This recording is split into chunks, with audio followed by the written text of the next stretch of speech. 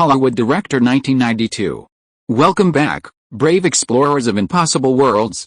We are excited to have you here to continue this odyssey together. Before we continue, everything you'll hear is pure fiction.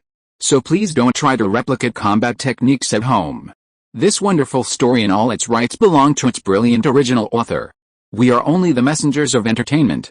Want another dose of adventure? Subscribe to our YouTube channel so you don't miss a single chapter. And if you can't wait, our Patreon has exclusive surprises you'll love.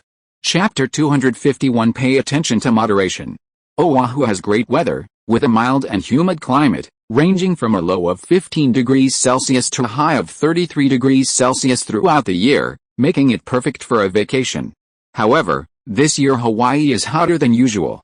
September's high reached 35 degrees Celsius. Local Hawaiian television reported in its weather forecast that this year's temperatures in Hawaii have broken historical records, reminding residents and tourists to take precautions against sunburn. Link woke up from his afternoon nap, covered in sweat. He pushed off his arms from his chest and legs and went to the bathroom to shower. The bathroom was littered with colorful underwear, like a garden after a rainstorm, with fallen petals scattered everywhere. Outside the bathroom's floor-to-ceiling windows, the sunlight was dazzling. The azure sky met the azure sea, and the crescent-shaped beach formed a crescent formation, separating the turquoise waters and white waves from the bay. Several tall palm trees swayed their fluffy canopies in the sunlight, creating a beautiful scene. After showering and changing into clean clothes, Link kissed the still sleepy Jennifer Lopez on the shoulder and went to the side villa to chat with Sam Haskell over tea. "Isn't Jennifer here? I remember she said she was vacationing here too," Sam Haskell asked. Link paused for a couple of seconds before realizing he was asking about Jennifer Connelly, not the Puerto Rican wild horse Jennifer Lopez upstairs, nor the New York American sweetheart Jennifer Aniston. "She's gone. She's filming on set right now." Initially, Monica, Liuzaeli, and Jennifer Connelly were vacationing here. Later, Liuzaeli had to go back to school, and Monica and Jennifer Connelly had to join a film crew, so they all left. After they left, Link called Renee Zellweger and Julianne Moore, inviting them to vacation on the island. They brought Sandra Bullock and Jennifer Lopez with them, making his vacation even more colorful. Sam Haskell nodded, holding his teacup, and said, "This place is beautiful. Probably the most beautiful beach estate in the world. It's also very quiet, perfect for reading. I've been reading Francis Bacon lately." "Have you read Bacon?" Link noticed his hesitant expression. "I've been writing a script lately, so I haven't had time to read Bacon." "Just say what you want to say, no need to beat around the bush." "Haha, well, Bacon said that the greatest virtue in success is temperance, and in adversity it is resilience." "What do you think of that?" Sam Haskell asked. "Very good. I used that quote in my 6th grade writing class." Link laughed. Sam Haskell chuckled. "I don't mean to interfere in your private life, I just want to advise you to take care of your health. A man's most important thing is his career, and the foundation of all that is health. You probably don't realize it at your age, but when you reach my age, with declining physical strength, you'll likely regret squandering your health in your youth, leading to a severe decline in physical abilities." "You're right, I'll be careful." Link nodded in agreement, accepting Sam's advice. However, he didn't intend to change his personal conduct. Firstly, because he possessed a cheat-like ability, his physical condition was constantly improving, even the strongest person in the world couldn't match a tenth of his strength. Secondly, he paid attention to exercise and nutrition, maintained good lifestyle and hygiene habits, and knew how to be moderate in his relationships with women, rarely engaging in perverse games, nor acting as recklessly as Sam imagined. Given his condition, he could easily take on 20 professional female volleyball players at once, but now he only had 4. He had been sufficiently restrained in this matter, and there was no issue of him squandering his health. "Haha, it's good that you're willing to listen to advice. Many people in Hollywood have achieved fame at a young age and made a lot of money, but they didn't know how to restrain themselves, recklessly squandering money and their health, and becoming lax in their work. Such people are forgotten by the entertainment industry in a few years and become has-beens. You are 100 or 1,000 times more capable than them, and your future achievements will be 1,000 or 10,000 times greater." While Sam Haskell was giving his long speech, Richard Fox walked over from the corridor in the middle of the pavilion. "Link, we need to talk. Don't rush, have some iced tea first, it's quite hot today." Link waved his hand, and a servant brought a cup of Hawaiian iced tea. After drinking the tea, Richard Fox got down to business. He had just had a meeting with Warner Brothers executives to discuss several new demands Link had made. After the discussion, Warner Brothers agreed to entrust him with the entire production, including finalizing the script, casting, and final editing rights. However, Warner Brothers wanted to assign a producer to participate in the film's production. The producer's job was to liaise between the company's production department and Link's crew, staying informed about the crew's progress and needs, and acting as a bridge between the two sides. He wouldn't participate in the actual production or interfere with filming. Link considered it and agreed, but the producer's responsibilities needed to be clearly stated in the contract. Regarding the salary, the base salary of $10 million remained unchanged, but Warner Brothers proposed a new plan for box office revenue sharing. If the Batman sequel grossed over $100 million in North America, he would receive 5% of the North American box office revenue, over $200 million, 5% of the global box office, over $300 million, 10% of the North American box office and 5% of the international box office, over $400 million, 10% of the global box office. If it grossed over $500 million, an additional 10% of the global box office would be added, but this was difficult to achieve. Link disagreed with this revenue-sharing model, arguing it was too low. The director's salary wasn't just his own, it included the salaries of all the staff, including assistant directors, director's assistants, cinematographers, editors, and script supervisors. Filming a big-budget production like Spider-Man requires a larger crew, longer shooting time, and higher salaries. 2 or 3 months of shooting would cost around $1 million in wages. Even if the North American box office surpassed $300 million, he would only receive $40 to $50 million in salary and box office revenue. Earning $40 to $50 million in 6 months is far less than making a movie for his own company. Furthermore, making movies for Warner Brothers and helping them make money wouldn't be good for Guest Me Pictures either. From an economic perspective, it's not worthwhile. However, Link didn't outright refuse. He originally planned to film his new movie The Sixth Sense at the end of the year, but Bruce Willis, the lead actor, was currently filming Die Hard 3 and didn't have time for a new movie this year. Until a suitable replacement was found, The Sixth Sense couldn't start filming, giving him a break in the second half of the year to film other movies. There was another reason. Now that he had money, his main purpose in making movies was no longer to make money, but to gain more directing experience and improve his directing skills. In the past, he filmed 2 or 3 movies a year, with his physical fitness only increasing by about 30%, which was a bit slow. He plans to hand over company affairs to Michael Leeson and others starting next year, focusing solely on filmmaking, aiming for 3 or more movies a year to gain more professional experience and improve his physical fitness, hoping to become a Super Saiyan. Therefore, he's willing to give it a try for big projects like the Batman sequel, which could offer significant potential. Chapter 252 Manor Banquet. After deciding to take on the film, Link entrusted the negotiations to Sam Haskell, asking him to represent him and continue negotiating with Warner Brothers to see if they could secure a more favorable deal. After finishing their work, the butler announced that lunch was ready, and Link invited the two to dine in the central banquet hall.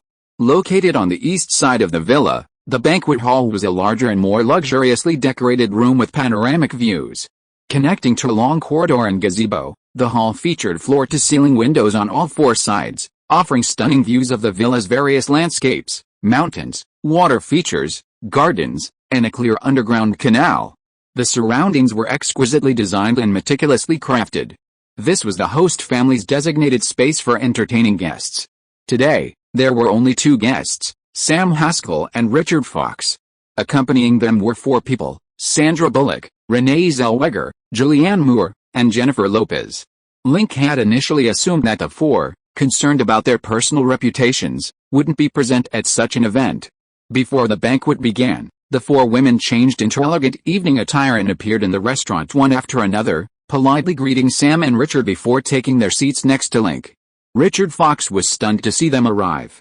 He had previously envied Link for having 4 beautiful women on vacation, but now he was filled with pure, unadulterated jealousy. He was a man too, and naturally had a lover. His relationship with his lover was very secretive. On one hand, his lover didn't want others to know about their relationship, and on the other hand, He didn't want his wife to find out and cause a huge uproar. Sandra Bullock and the other three, being public figures, appeared openly in this setting, indicating they didn't mind outsiders knowing about their private relationship with Link, nor did they care about such gossip. Richard Fox greatly admired Link's womanizing skills and planned to discuss it with him sometime. However, seeing that Sandra Bullock and the other three were all large-breasted and big-buttocked, he figured they must consume a lot of fuel, and he felt it wasn't necessary. Sam, Richard, let me introduce you. This is Ms. Renee Zellweger, Ms. Julianne Moore, Ms. Sandra Bullock, and Ms. Jennifer Lopez. They're here to discuss work, just like you. Link introduced them generously. Renee Zellweger and Jennifer Lopez smiled and casually took his arm. Richard Fox's eye twitched. This is what they call just like us? We don't do that. Sit down and chat? We're all in the same industry, it'll be more lively eating and talking. After everyone was seated, Link clapped his hands, and the villa's butler ordered the servants to bring out a delicious meal. The villa's butler, named Veru, was a local Hawaiian native in his 40s.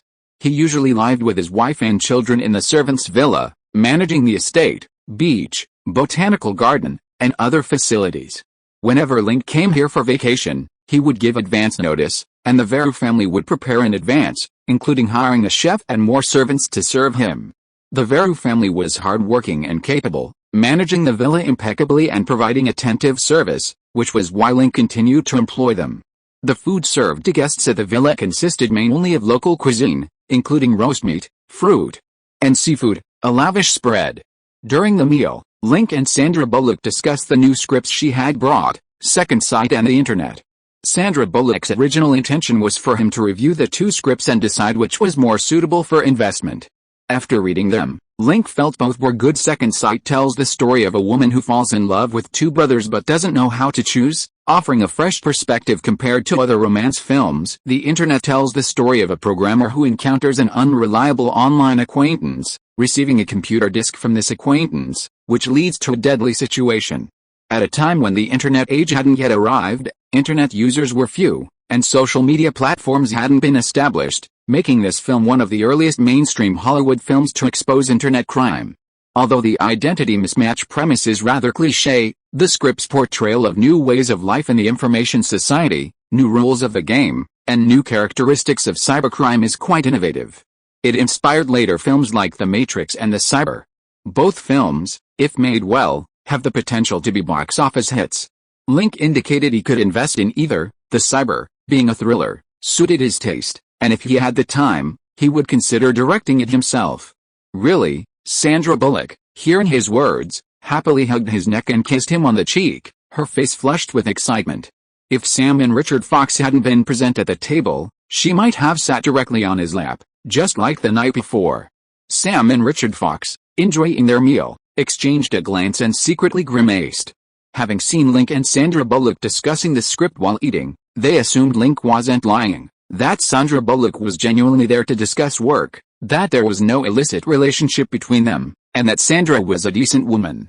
Before they could even finalize their idea, Sandra Bullock was already kissing Link, her face flushed with a captivating blush. It was obvious they were having an affair. Sandra, congratulations on finding two more great roles, Renee Zellweger said with a smile, raising her juice glass. Thanks. I also took Link's advice to read more scripts and choose roles I liked. You guys can try it too. Once you find a script, come to Link for guidance, and he'll be happy to help, Sandra Bullock said with a slight smile. Julianne Moore and Jennifer Lopez also raised their glasses in congratulations. Link, if I find a good script, can I ask you to take a look? Jennifer Lopez was a newcomer, an immigrant, and the least famous among them. She was always unassuming and humble, and the most willing to work hard. Anytime is fine. Great. Jennifer Lopez happily kissed his cheek. Sam and Richard Fox exchanged a glance, feeling full and a little stuffed. Link, if Guess the Movie's film projects need partners, Warner Brothers would be happy to collaborate with you, Richard Fox said, raising his glass. Sure thing. Guess the Movies has no intention of going it alone. We're also willing to collaborate with more peers to make more, better, and more profitable films. Haha, Link, it's great to hear you say that. You are even more charming and intelligent than the rumors suggest. I hope we will have more collaborations in the future. The two men clinked glasses. Sandra Bullock and the others also raised their glasses in a toast, hoping for an opportunity to collaborate with Warner Brothers. Chapter 253 Jennifer's. After a lively meal, Link and his female companions returned to the villa to rest, leaving the negotiations to Sam Haskell and Richard Fox. After 2 days of negotiations, Warner Brothers submitted a new salary agreement. The base salary of $10 million remained unchanged. If the Batman sequel grossed over $100 million in North America, he would receive 5% of the North American box office, over $200 million, 10% of North American box office and 5% of international box office, over $300 million, 10% of global box office, over $400 million, 15% of global box office, and over $500 million, calculated based on $400 million, as 15% was Warner Brothers' maximum. This new salary agreement was the result of repeated negotiations and was more sincere than the previous one.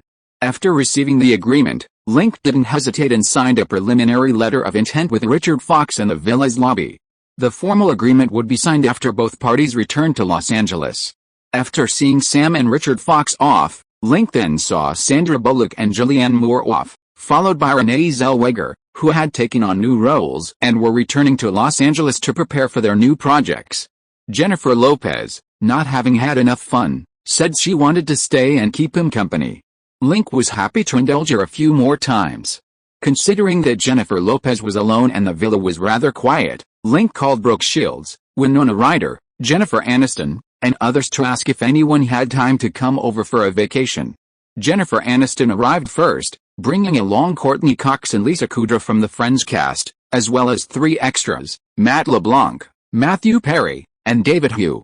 Upon arriving at the villa, the 3 of them, seeing the beautiful view of the mansion on the beach, shouted excitedly, dreaming of going out to sea to fish on a yacht, playing soccer on the beach, or going to bars in Honolulu to pick up local beauties, often staying out all night. After a 2-day getaway, they returned to find the atmosphere at the villa rather strange. Previously, only Jennifer Aniston and Link were close, but now Courtney Cox and Lisa Kudrow were openly leaning on Link, frolicking and embracing him in the pool and revealing clothes. The atmosphere was quite ambiguous. At night, while Jennifer Aniston had previously stayed in the main villa, Courtney Cox and Lisa Kudrow had moved there as well, leaving only the 3 of them in the guest villa. Even a fool could guess what was going on. Their friends, Matthew Perry and his 2 companions, were furious at their behavior and privately advised them to calm down, telling them Link was a playboy with many women around him and they should waste their feelings on him. Jennifer Aniston ignored them, and Courtney Cox and Lisa Kudrow told them to mind their own business. They were just third-tier actresses, not very famous, and had only gotten to know Hollywood mogul Link through Jennifer's connections. This was a rare opportunity they didn't want to miss. Secondly, Link is a very charming man, not only handsome and wealthy, but also incredibly powerful. They don't feel that being with Link is a waste of time and emotions, but rather a wonderful life experience. Even if they are neglected or abandoned by Link in the future, and don't get any resources from him, they won't have any complaints. Oh God. Why is this? Why would even good girls like Courtney and Lisa be tempted by the devil? After the 3 left, Matt LeBlanc shouted to the sky. Jennifer is a good girl too. David Schwimmer looked at the blonde figure with regret in his eyes. Okay, Jennifer is too. They are all good girls, but why would good girls like the devil instead of us good boys? Maybe I know the reason, Matthew Perry said seriously. What? Matt LeBlanc and David Schwimmer looked at him curiously. They like the devil, most likely because the devil's temptation is very strong, while your temptation is too weak. Matthew Perry raised his eyebrows mischievously. Damn it, don't be ridiculous. Our girl has been taken by the devil. We should be sad, we should be angry. Matt LeBlanc pounded his chest with his fist. Yes, I'm angry. David Hugh clenched his fist. Alright, let's get moving and get our girl back. Matthew Perry put his arm around the 2 of them and strode aggressively toward the beach volleyball court. On the volleyball court, Link and Jennifer were playing volleyball. He showed off his strong back, his muscles bulging, making him look strong and fierce. He moved nimbly while playing, hitting the volleyball over the net with agile movements. When receiving a high ball, he jumped lightly and spiked it steadily. Whether receiving, spiking, or running, his movements were flexible and powerful, like flowing water. Facing the attacks of the 4, Link blocked left and right, not at all at a disadvantage. Wow, Link is too strong, we might not be able to beat him, Matthew Perry shouted. Are we going to surrender to him? No, I'd look down on myself, Matt LeBron hesitated. How about we join Jennifer's team, 7 of us against Link, David Schwimmer suggested. Huh? Matthew Perry and Matt LeBron looked at him strangely. We're men, and you want to join the girls' team, can't I? Of course you can, that's a brilliant idea. Matthew Perry and Matt LeBron exchanged a glance, then walked towards the girls with mischievous grins. The 4 girls were all dressed in revealing sportswear, different styles, but all fitting their figures perfectly, highlighting their curves. After playing for a while, sweat dripped from their faces, and white sand clung to their skin, making them look even more hot and sexy. Hey, beauties, how about the 3 of us join you? Yes, the 4 of you are no match for Link. With the 3 of us volleyball experts, we'll definitely beat Link. The 3 of them rubbed their wrists as they stepped onto the court. Forget it, I'm too tired, I'm not playing anymore. Me neither, you guys play. Courtney Cox and Lisa Kudrow wiped their sweat and left the court, sitting on a bench nearby to drink water and watch the game. Jennifer Aniston and Jennifer Lopez walked over to Link's side, wanting to play 3-on-3 with him. Hey, don't do that, we're good friends. Matthew Perry and Matt LeBron looked sad as the beauties left. Stop talking nonsense, hurry up and serve. Jennifer Aniston, with her blonde ponytail, wearing a sports vest and shorts that revealed her slender waist, had a sweet and beautiful face with rosy cheeks, exuding the vitality unique to teenage girls. She stood to Link's left, with a wild Jennifer Lopez on her right, wearing a pink tracksuit, her figure very sexy, a sporty beauty. Okay, you forced me to this, I'm going to show you my best skills and let you know how powerful I am, Matthew Perry and the other 2 shouted a few times, stretching their legs as they walked to the opposite court. In the first match, Matthew Perry and his 2 friends played with great intensity, but after only half an hour, they were exhausted, drenched in sweat, and panting heavily on the beach, even less fit than Jennifer Lopez.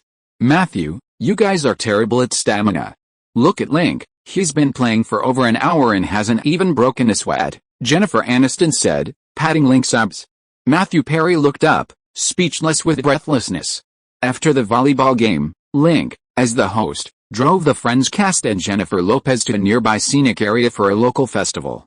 When Matthew Perry and his friends saw a group of beautiful women swaying their sexy bodies around a campfire, they instantly forgot their earlier troubles. Invited by the grass-skirted women, they happily joined the dance, jumping and dancing. Link smiled, beer in hand. If I'd known they were this noisy, I wouldn't have invited them, Jennifer Aniston said, linking arms with him. They're all very interesting and good friends.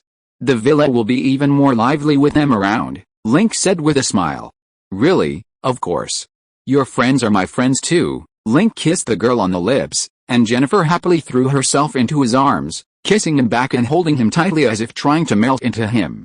Courtney Cox and Lisa Kudrow watched the 2 kissing, feeling a little envious, but they wouldn't compete.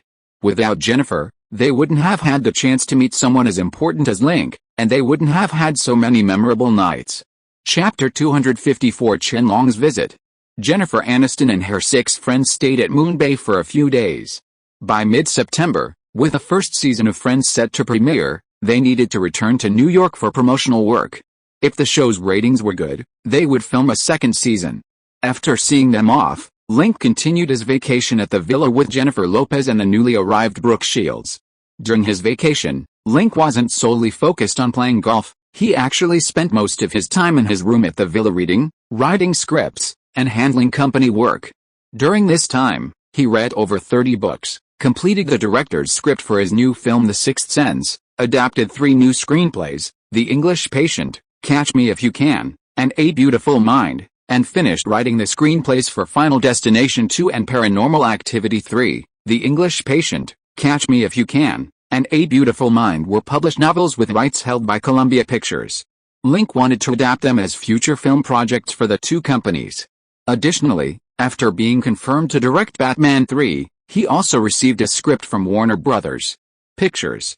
This script was still in development. The outline was developed by Warner Brothers Pictures. Tim Burton was originally slated to direct, and this version of the script was written in his style. The screenplay was written by Lee and Janet Scott Batchelor. This version tells the story of 2 villains in Gotham City, Two-Face, who hates Batman because of his disfigured face, and Edward Nigma, a scientist at Batman's company. After developing a device that can collect brainwaves, Nigma applies for a research project with Bruce Wayne, but is refused because it requires live subjects for experimentation. Nigma becomes corrupted and transforms into the Riddler, seeking revenge on Batman. Meanwhile, Batman becomes entangled in a romantic relationship with psychiatrist Dr. Chase. To get revenge on Batman, Two-Face and the Riddler team up to kidnap Dr. Chase and Robin, forcing Batman to rescue them. In the end, Batman defeats Two-Face and the Riddler, successfully rescuing Dr. Chase and Robin. Since the script was not yet complete, Link needed to revise and improve it according to his own requirements before submitting it to Warner Bros. For review. Once approved, a budget would be prepared, Warner Bros. Would allocate funds, and Link would assemble the crew to prepare for filming. Therefore, the script was fundamental. In terms of cinematic quality, the first three Batman films were somewhat inferior to Christopher Nolan's three, with mediocre box office and critical reception. Link had considered scrapping the script and directly filming The Dark Knight and The Dark Knight Rises. However, Warner Bros. Did not accept this proposal. They needed a sequel that continued the story of the first two films, not a prequel or a reboot with other content. Therefore, completely abandoning the first two films and using a new script was not feasible.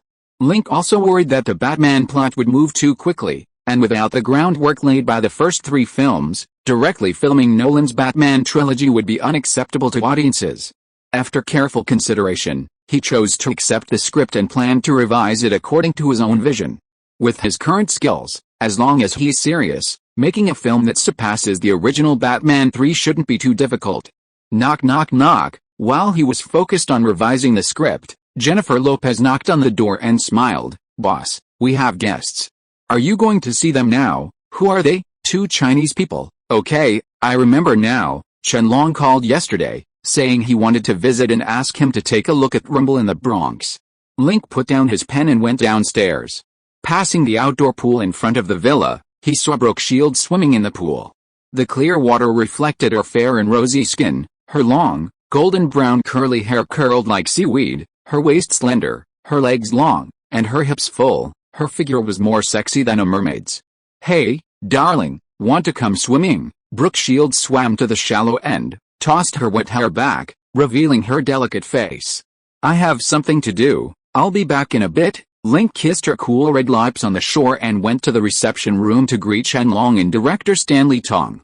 Seeing him enter, the two quickly put down their teacups and stood up to greet him. "No need to be so polite, please have a seat." Link waved his hand and inquired about the progress of Rumble in the Bronx. Rumble in the Bronx was completed in July and was scheduled for release in Hong Kong and other Asian regions during the Lunar New Year. The North American release date depended on Guessing Films' arrangements, and crucially, on Link's decision. Therefore, director Stanley Tong and Chen Long brought a half-finished videotape, hoping he could offer some suggestions to ensure the film's successful release in North America. Link took the videotape and played it in his home theater. The film wasn't fully edited and contained some extra shots.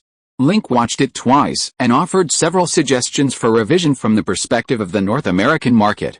He suggested adjustments to the shots and dialogue translations, reducing the amount of romance and the female lead screen time, and increasing Chen Long's action scenes. American audiences preferred Chinese kung fu and didn't like seeing two Chinese people romantically dating on screen. A weaker romance wouldn't have a significant impact. He didn't elaborate on the other issues. He had only watched the film twice and could spot very few problems. If he were the editor, he might have watched it hundreds of times and made it look better, but that wouldn't be cost-effective. Director Stanley Tong nodded while taking notes. "Director Tong, I've only watched it twice, so my overall understanding of the film isn't enough. Perhaps my assessment is inaccurate. The specific editing should be left to the production department. This film is good, the box office shouldn't be bad," Link said. Mr. Link, I'm relieved to hear that. You have an eye for talent. Any film you've chosen has never had a bad box office performance, Chen Long said with a smile. It's not that exaggerated. I've just read a lot of materials and understand the market better than the average filmmaker. Mr. Link, you're too modest. Link smiled, remembering that there were some fight scenes in Batman 3 that required a martial arts director. He brought it up and asked the two to recommend some skilled martial arts directors, preferably versatile ones who were not only proficient in Chinese kung fu but also knowledgeable in combat sports and boxing. Chen Long and director Tong recommended the Yuan clan. The Yuan clan is the most experienced martial arts choreography team in Hong Kong, having served as martial arts choreographers for films such as Snake and the Eagle's Shadow, Drunken Master, Fearless, Once Upon a Time in China, and Tai Chi Master. Link thanked the two women. After discussing work, the butler, Walu, came in to report that dinner was ready. Link invited the two women to dinner, and Brooke Shields and Jennifer Lopez were also present in their finest attire. One wore a red evening gown, with blonde hair, fair skin, exquisite features, and a dignified air, like a saintly noblewoman from an oil painting. The other wore a white long dress, her wheat-colored skin glowing like satin, her long black curly hair cascading over her shoulders, tall and athletic, with a touch of wild sexiness. Both wore haute couture gowns, perfectly suited to their figures and, inherent quality temperament. Chen Long's eyes widened as he saw the two beauties approach, almost unable to look away. He suddenly realized the blonde woman looked familiar. After a moment's thought, he excitedly turned to director Stanley Tong and said, "It's Brooke Shields, the eighth wonder of the world." "She's here too, don't talk." Director Tong tugged at his clothes under the table. Chen Long snapped out of his daze, realizing he'd been a bit out of line, and unconsciously touched his nose. Link smiled nonchalantly and introduced them, still referring to Brooke Shields and Jennifer Lopez as friends. Hearing it really was Brooke Shields, Chen Long swallowed hard with envy.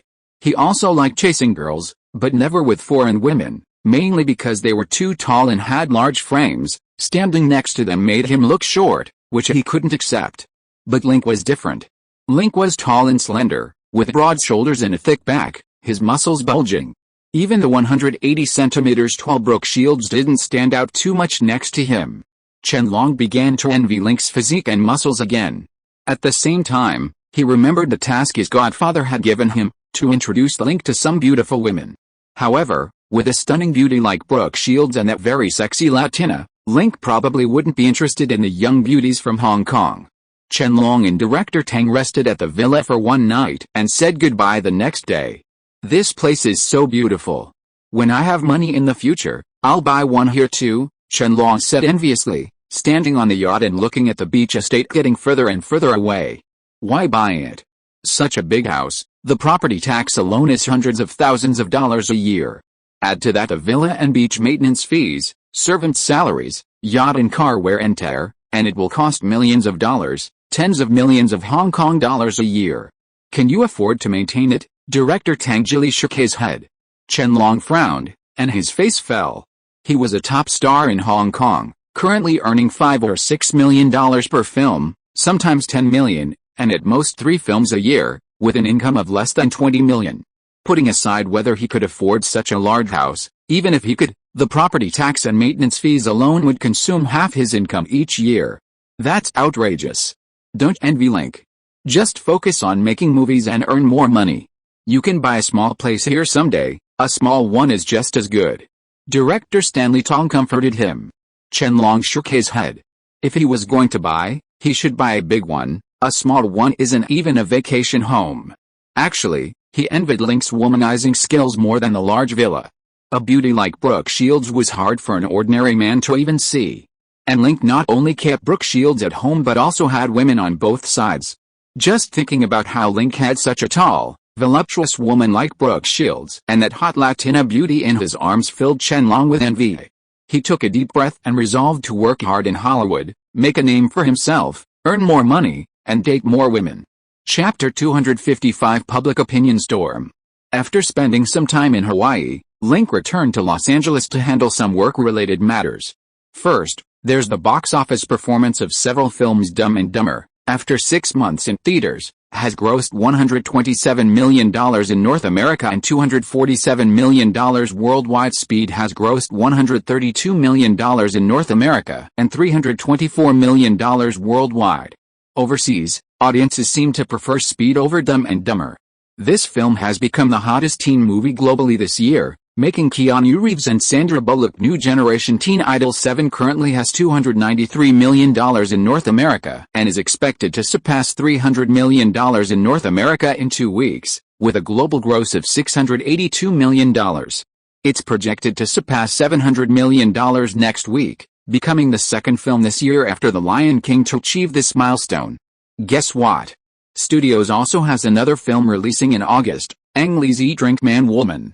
Currently, it has $4.72 million in North America and $8.03 million worldwide, with a projected total gross of around $10 million, a 3-1 return on investment, making it a box office hit.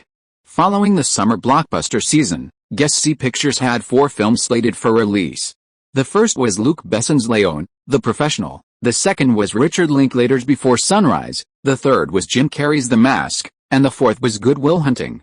With release dates set for all 4 films, the company began promotional work for the first 2. The third task, after several rounds of negotiations, he signed a cooperation agreement with Warner Brothers at WMA Agency, officially confirming his role as director and producer of The Batman, giving him complete control over the project. This news caused a sensation in Hollywood. Rumors circulated that Warner Brothers had participated in suppressing Linklater and other Guess C Pictures films during the summer blockbuster season, leading many to believe they were adversaries and would continue their struggle. Unexpectedly, right after the summer blockbuster season ended, they suddenly shook hands and made peace, even collaborating on the major Batman sequel project. This rapid turn of events caught many off guard. The collaboration between Warner Brothers and Linklater also revealed some information. First, Link is currently Hollywood's highest-grossing director with immense influence in the film market, while Warner Brothers is the most powerful distribution company in the industry. Their collaboration on a highly anticipated film like Batman is undoubtedly a win-win situation. If the project succeeds, the two companies are likely to establish a closer partnership, further solidifying Link's position in Hollywood and giving Warner Brothers the opportunity to maintain its leading position in the film industry. Second, the improved relationship between Warner Brothers and Link is expected to ease pressure on guessing games, reducing the pressure on the company and paving the way for smoother development. If they can maintain their growth momentum of the past 2 years, Guessing Games will become one of the most competitive film companies in Hollywood, truly deserving the title of Hollywood's 8th big. Finally, following Columbia Pictures and MGM, Warner Brothers has also chosen to collaborate with Link, meaning 3 of the 7 major studios have partnered with him. This shift has significantly impacted the landscape of the Hollywood film industry. What will be the next steps in the response from Universal Pictures, Fox, Paramount Pictures, and Disney to Guess the Movie? Will they continue to suppress it or follow Warner Brothers' lead? Whether the anti-Guess the Movie alliance led by Michael Ovitz will continue remains to be seen. Entertainment Weekly published an article stating that the collaboration between Warner Brothers and Link was a product of their failed summer blockbuster competition. During the summer season, Warner Brothers and other media companies pressured Guess the Movie, forcing Link to increase his bets on film promotion. If Link's gamble failed, Guess the Movie's development would be severely impacted. Fortunately, Link succeeded. Speed and 7 achieved excellent results in the global film market. Conversely, Warner Brothers released 5 films with production costs exceeding $50 million during the summer season, with only The Con Man grossing over $100 million in North America. The rest were mostly box office failures. Warner Brothers' summer box office failure forced its executives to change their stance and collaborate with Link. This collaboration was essentially a product of Link's victory in the summer box office competition. Meanwhile, Entertainment Weekly warned industry professionals not to assume that Warner Brothers and other studios' change of heart and easing of pressure on Guess Movie would mean milder competition within the Hollywood film market. On the contrary, competition within the film industry will intensify over the next 3 years. Previously, Hollywood had 7 major studios. With Guess Movie, it has become 8. These 8 studios are like 8 sharks, ready to devour over 90% of the box office. Smaller studios will struggle to secure funding and face greater difficulties in survival. At the same time, the rise of Guess Movie will further intensify competition within the 8 major studios. Entertainment Weekly predicts that many small and medium-sized production companies will go bankrupt in the next 5 years due to competition, and even less competitive studios within the 8 major studios will face the risk of bankruptcy. Michael, have you seen this report? In Death Star Building, CAA Vice President Lang May waved a copy of The Hollywood Reporter in his hand. Rumor has it that after Warner Brothers, Universal and Fox are also preparing to cooperate with Link. Even if Disney and Paramount don't cooperate with Link, they probably won't suppress him anymore, Michael Ovitz stood in front of the floor-to-ceiling window smoking, his face shrouded in smoke, looking unpredictable. His voice had become hoarse, and he spoke with a lot of phlegm. It's alright. Link is Link, and Guess the Movies is Guess the Movies. It's normal for them to want to collaborate with Link because they see he can make money making movies. But the rise of Guess the Movies has always threatened the status and interests of the Big Seven studios. They can let Link go, but they will never let Guess the Movies go, so the Big Seven studios will continue to suppress Guess the Movies, of course. I've talked to Warner Brothers executives. From a macro perspective, continuing to suppress Guess the Movies and inhibit its growth is more in line with Time Warner Brothers' interests. So they said they will continue to suppress Guess the Movies in terms of distribution channels, forcing them to hand over film distribution rights or invest more money in promoting the film. Just like the summer movie season. This time he was lucky and succeeded by chance, but next time it might not be the same. As long as he fails once, Guess the Movies development will suffer a huge setback, and the Big Seven studios will also attack him together. Michael Ovitz waved his arm, his expression becoming excited. Universal Pictures, Fox, and Paramount are doing the same. They'll consider collaborating with Link on films, but they won't stand idly by and watch Guessing Movies grow stronger. They want Link to become a money-making tool, not a formidable competitor. This might be a long process. Guessing Movies has already completed the merger and integration of Good Machine Pictures and Triangle Entertainment, significantly improving its production and distribution capabilities. Furthermore, Guessing Movies won the summer box office battle, earning hundreds of millions of dollars in revenue, increasing its financial reserves and risk resistance. Given Guessing Movies' current situation, even if the 7 major studios joined forces to suppress it, they would find it difficult to win. Moreover, the 7 major studios are unlikely to truly unite. Considering this situation, I suggest you withdraw from the campaign against Guessing Movies. This will benefit both you and CAA, Langmuir asked. Michael Ovitz put down his cigarette, his expression falling silent. Last year, he participated in the bet between Robert Downey Jr. and Link, thinking it would be a breeze with his superior numbers, and that he could teach Link, this young Chinese American, a lesson. He lost. Unwilling to accept defeat, he teamed up again this year with the 7 major studios and several independent production companies, making thorough preparations to teach Link and Guess the Movies a lesson they would never forget during the summer blockbuster season. But just as success seemed imminent, the O.J. Simpson murder case broke out, and Seven's box office skyrocketed. His efforts were in vain. Now, almost everyone in the industry knows that he lost to Link twice in a row. He, the number 1 figure on Hollywood's power list, was defeated by a young man who had been in the industry for less than 3 years. He considered giving up on targeting Link, but he couldn't. If he did, the stain of losing to Link twice would follow him for life, never to be erased. In the future, when people talk about the former number 1 figure on Hollywood's power list, they will mockingly recount his 2 defeats to Link. Michael Ovitz was unwilling to leave such a serious blunder at the peak of his career. He had to defeat Link, make him a complete loser, before he could retire peacefully and leave a brilliant mark on Hollywood. To achieve this, he was even willing to put the development of CAA secondary. Michael, Seagram has completed its acquisition of Universal Pictures, and they've invited me to be CEO. I accepted, Ron Meir said. Michael Ovitz frowned upon hearing this news. Ron Meir was his right-hand man at CAA. Without him, his control over the board and management would inevitably weaken. This was not good news for him. However, he suddenly realized that Ron Meir was going to Universal Pictures as CEO. If Ron Meir was willing to join forces against Link, along with Paramount Pictures president Shirley Lansing, and Fox directors Murdoch and Barry Diller, the opposition to Guess the Movie would be even stronger. This was also good news. Ron, I support your move to Universal Pictures. I hope you have a better future there, Michael Ovitz said magnanimously. Thank you, the two shook hands. Chapter 256 You've Fallen. Ring ring, Link, I saw on the news that Warner Brothers announced you'll be directing the Batman sequel. Is that true? Yes, it is. Wow, that's fantastic. Congratulations. After the news broke, many people called to inquire, including Ben Affleck, who was speaking at the time. It's just a job, not exactly big news. In his office, Link was on the phone while simultaneously working on the Batman 3 filming proposal on his computer. Haha, of course it is. I heard the Batman sequel has a budget of over $100 million. It's a real blockbuster. Isn't it great news that you can direct such a big-budget production? Ben Affleck laughed. The reason my movies don't have high budgets is because they don't require that much money, not because I don't have the opportunity to direct big-budget productions, understand? Besides, congratulations, is there anything else? I have work to do. Wait, Link. I heard Michael Keaton isn't going to continue in Batman 3, and they'll be casting a new Batman. What do you think of me?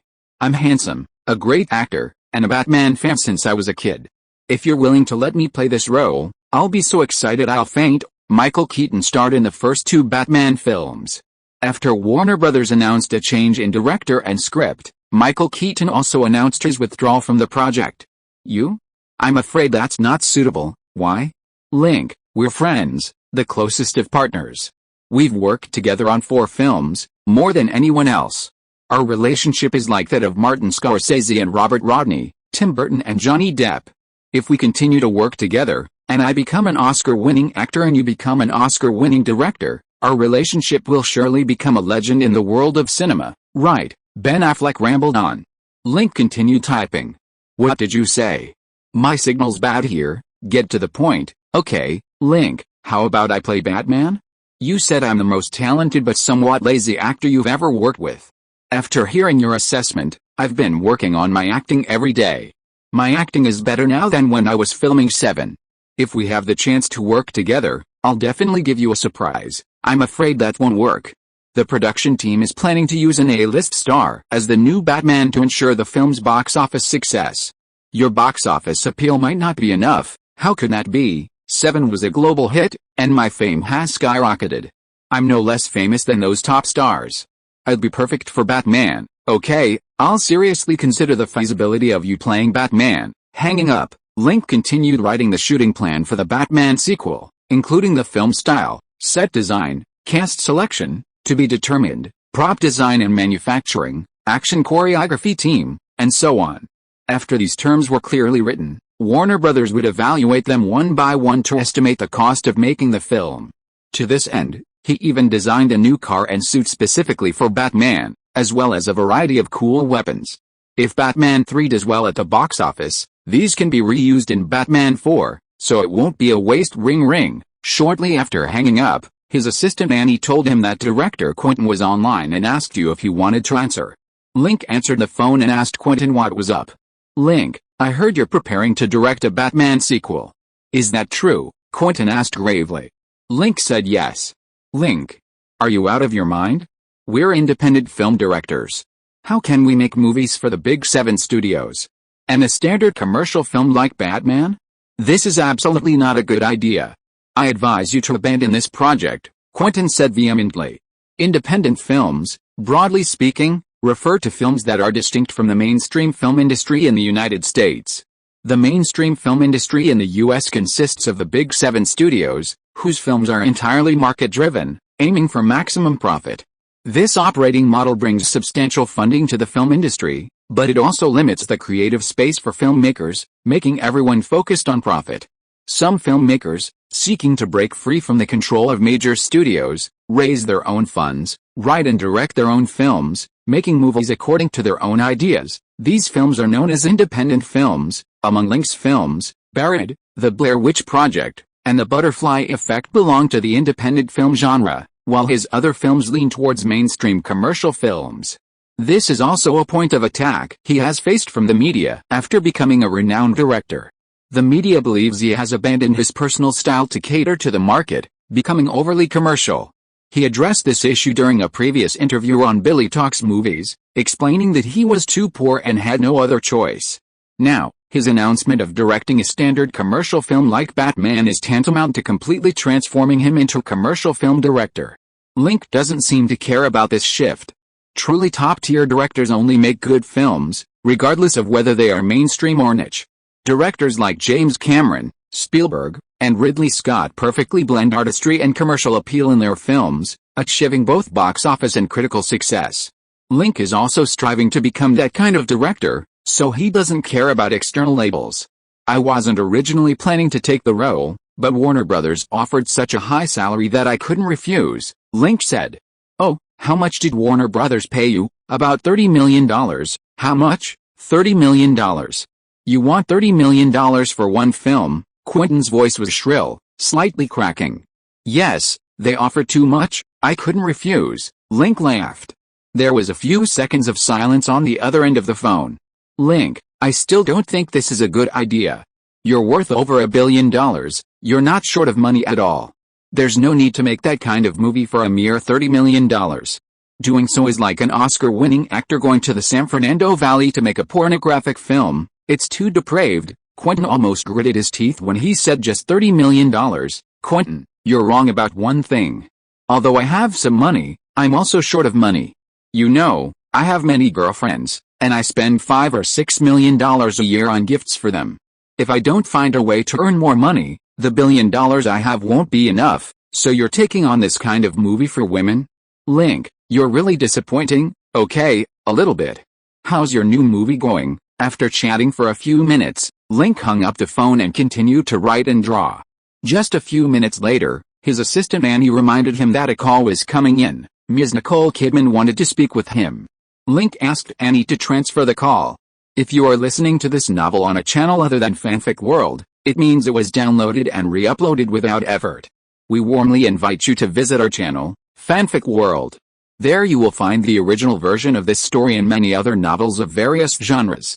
We look forward to seeing you dive into a world of incredible novels. Chapter 257, Nicole's Confession. Guess what? The film At All Costs, produced by Film Name, was greenlit in July and began filming in August. Nicole Kidman plays the female lead, while Joaquin Phoenix, Ryan Phillip, and Casey Affleck play rebellious youths manipulated by the female lead. After filming began, Nicole Kidman called Link, wanting to discuss the film. However, Link was too busy those months and couldn't find the time to speak with her in person. This time, Nicole Kidman proactively called him, presumably because she heard he had become the director of the Batman sequel and wanted to get the role of Dr. Chase from him. However, Link was prepared to give the role to his partner, Monica Bellucci. No other woman had a chance. Link, are you busy? Not busy, just handling some work at the company. How's filming At All Costs going? Very smoothly. It should be finished next week. It's a pity you didn't visit the set, so I didn't get a chance to talk to you about the movie. That's such a shame. Nicole Kidman's voice was very warm, with a kind of familiar intimacy. If anyone else spoke like that, they might be considered lacking in boundaries. But Nicole Kidman was a beautiful woman, and most men wouldn't find her voice annoying. Instead, they would get excited, even feel their blood boil. But Link wouldn't. He was surrounded by too many beautiful women. Very few women could make his heart race anymore. I've read the script for At All Costs. It's very good. The female lead, Susan, is perfect for you, and I believe you can play the role very well. It's nice to hear you say that. Link, you're a really great man. Joaquin, Ryan, and I often talked about you on set. They said you're incredibly talented, they admire you greatly, and they idolize you. Now I idolize you too. Thank you, I'm honored to hear that. Link laughed heartily and continued scribbling on his manuscript. After becoming a famous director and a billionaire, he was praised and flattered almost daily, with people going to great lengths to please him. Even though Nicole Kidman was a beauty, her praise didn't carry more weight than others. Link, are you free next weekend? I'm going back to Los Angeles after filming next week, and I'd love to meet you and chat. Ever since I saw you at the bar, I've thought you were a very gentle and elegant man. From that moment on, I couldn't help but pay attention to you. Every time I see news about you in the newspaper, I can't help but read it all. I find you becoming more and more outstanding and dazzling. Many times when I'm with Naomi Watts, we can't help but talk about you, and she jokes that I must have fallen in love with you. Nicole Kidman rambled on. Her voice was very pleasant, and the emotions in her words were very sincere. Link didn't find it annoying, but he also didn't feel excited. The reason was that there were too many women around him, and too many people who loved him. After every game, women would whisper in his ear that they loved him very much, were willing to live and die for him, and would never marry or find another man for him. Some were even more radical, saying they wanted to be his personal possession, his captive. There were also several more sentimental women like Winona Ryder and Jennifer Aniston, who would constantly tell him they loved him, how much they missed him every day, and how much they wanted to date him. Then there were Monica, Lee Uziali, and Jennifer Connelly, who, while not often verbally expressing their love, conveyed it through their actions, sharing his joy and anger, their emotions, interests, and stances completely aligned with his. He was practically surrounded by the love of women. The women around him had donned an armor of love, making it difficult for other women to breach his defenses with their spears of love. Link, will you find this annoying? Actually, I'm not usually like this, and I'm not a talkative woman. It's just that, for some reason, when I'm talking to you, I can't help but want to tell you everything that's on my mind, and then I accidentally become so long-winded. Nicole Kidman used this sentence to end her lengthy confession. Hearing Nicole finish speaking, Link put down his pen. Nicole, I'm surprised to hear you say this. You're Tom Cruise's wife, and as far as I know, your husband is also a very successful actor. Nicole Kidman sneered on the phone. Before we got married, I thought he was a great man, but after we got married, I despaired of him. He's a madman with bizarre beliefs, selfish, self-righteous, arrogant, and extremely controlling. After we got married, I couldn't wear whatever I wanted, I couldn't wear high heels, and I couldn't be alone with other men. He tried to control me this way, to turn me into his personal property. You know, Link, for over 4 years of marriage, it felt like I was being choked by him. I was almost suffocating. Nicole Kidman became more and more agitated as she spoke, until she almost shouted, her voice choked with sobs. Is that so? I've seen the news about you too, and I thought you were very much in love. How? It's all fake. He asked me to act like I loved him a lot in front of the cameras. Actually, I hate him terribly. It's a physical aversion. I regret accepting his proposal more and more now. I regret it so much, Nicole Kidman said, choking back tears. Link didn't comment further. On one hand, he didn't know if Nicole Kidman was telling the truth or not. There were too many actors in Hollywood, all of them were master actors. You couldn't take what you saw or heard seriously, because if you did, you'd lose.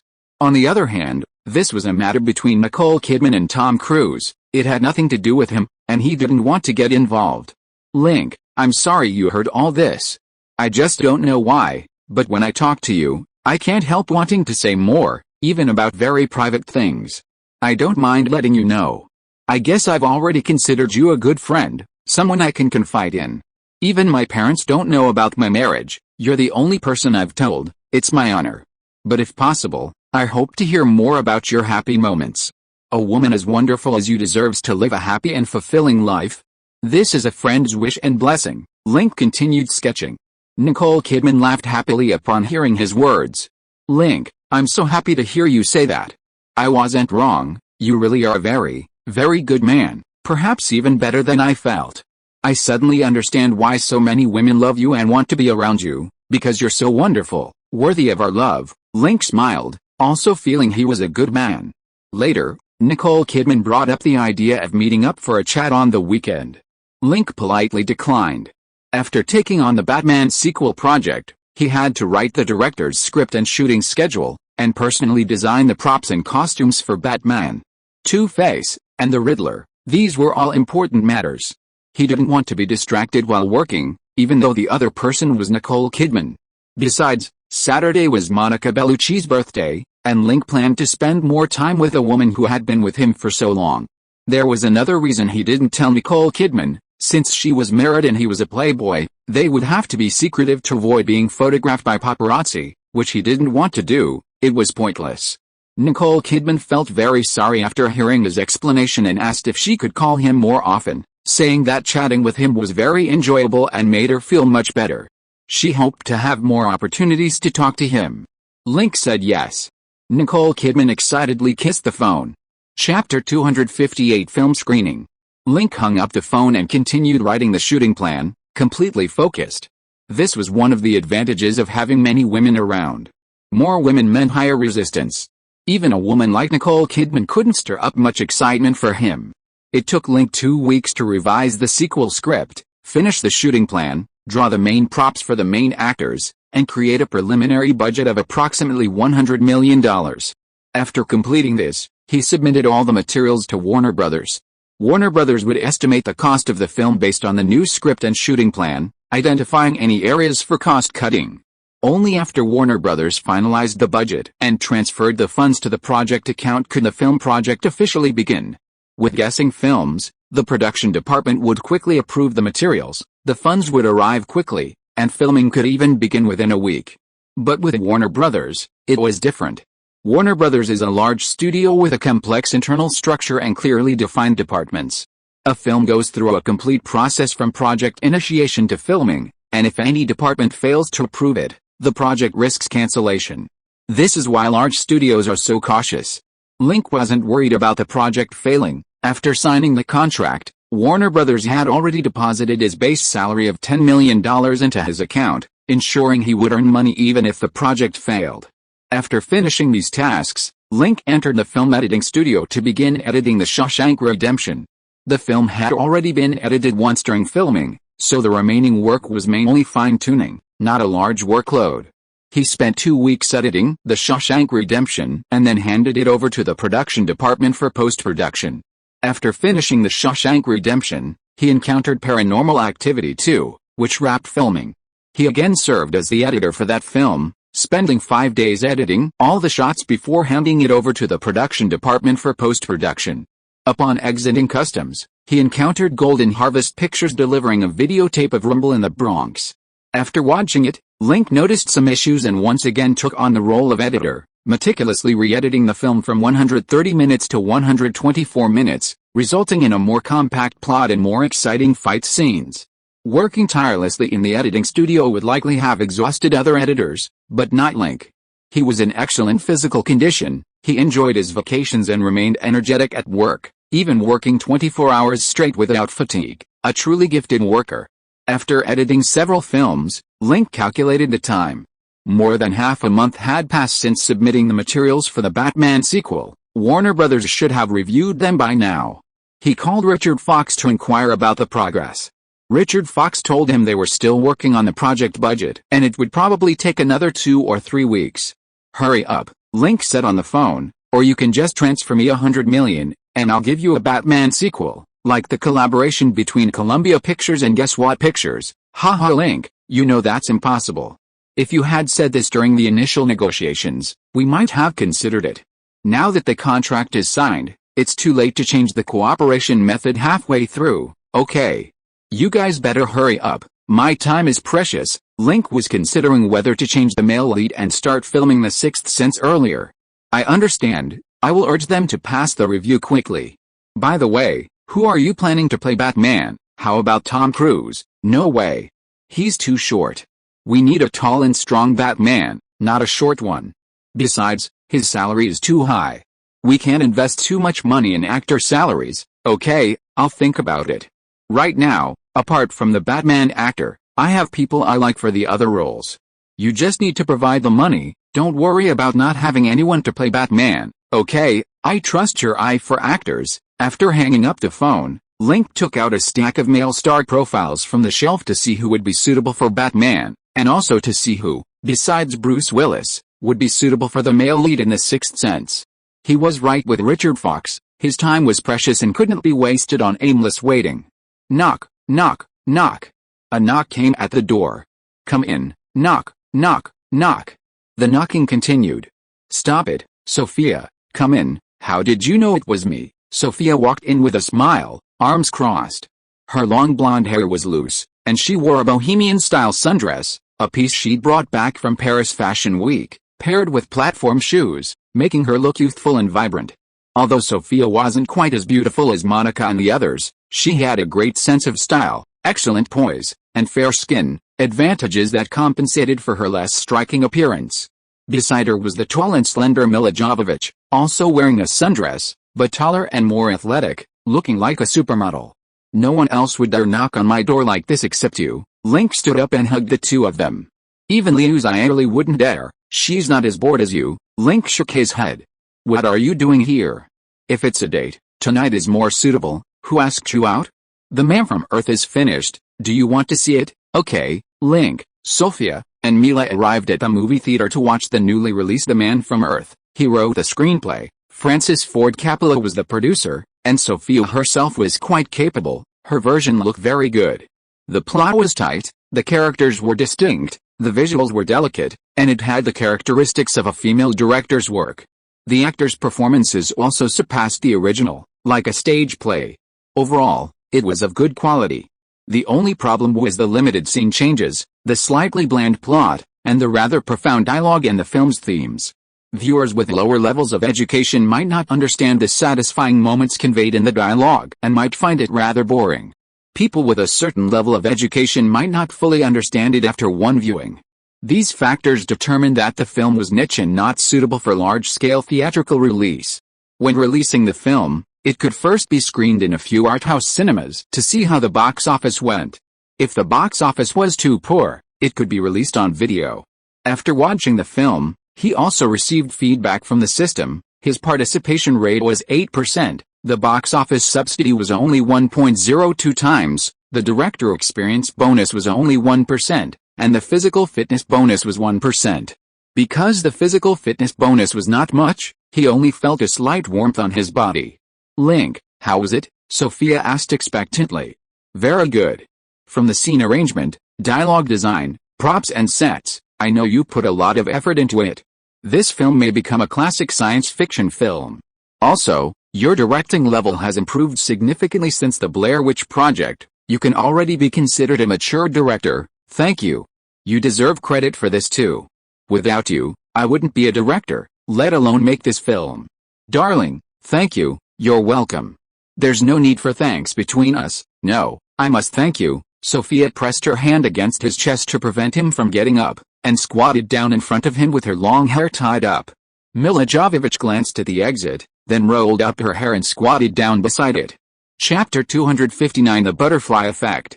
After watching The Man from Earth, The Butterfly Effect was also completed and held a preview screening. The Butterfly Effect and The Man from Earth were filmed around the same time, but The Butterfly Effect involved more special effects, and the production department had a long backlog of films, which resulted in post-production taking more than 2 months to complete.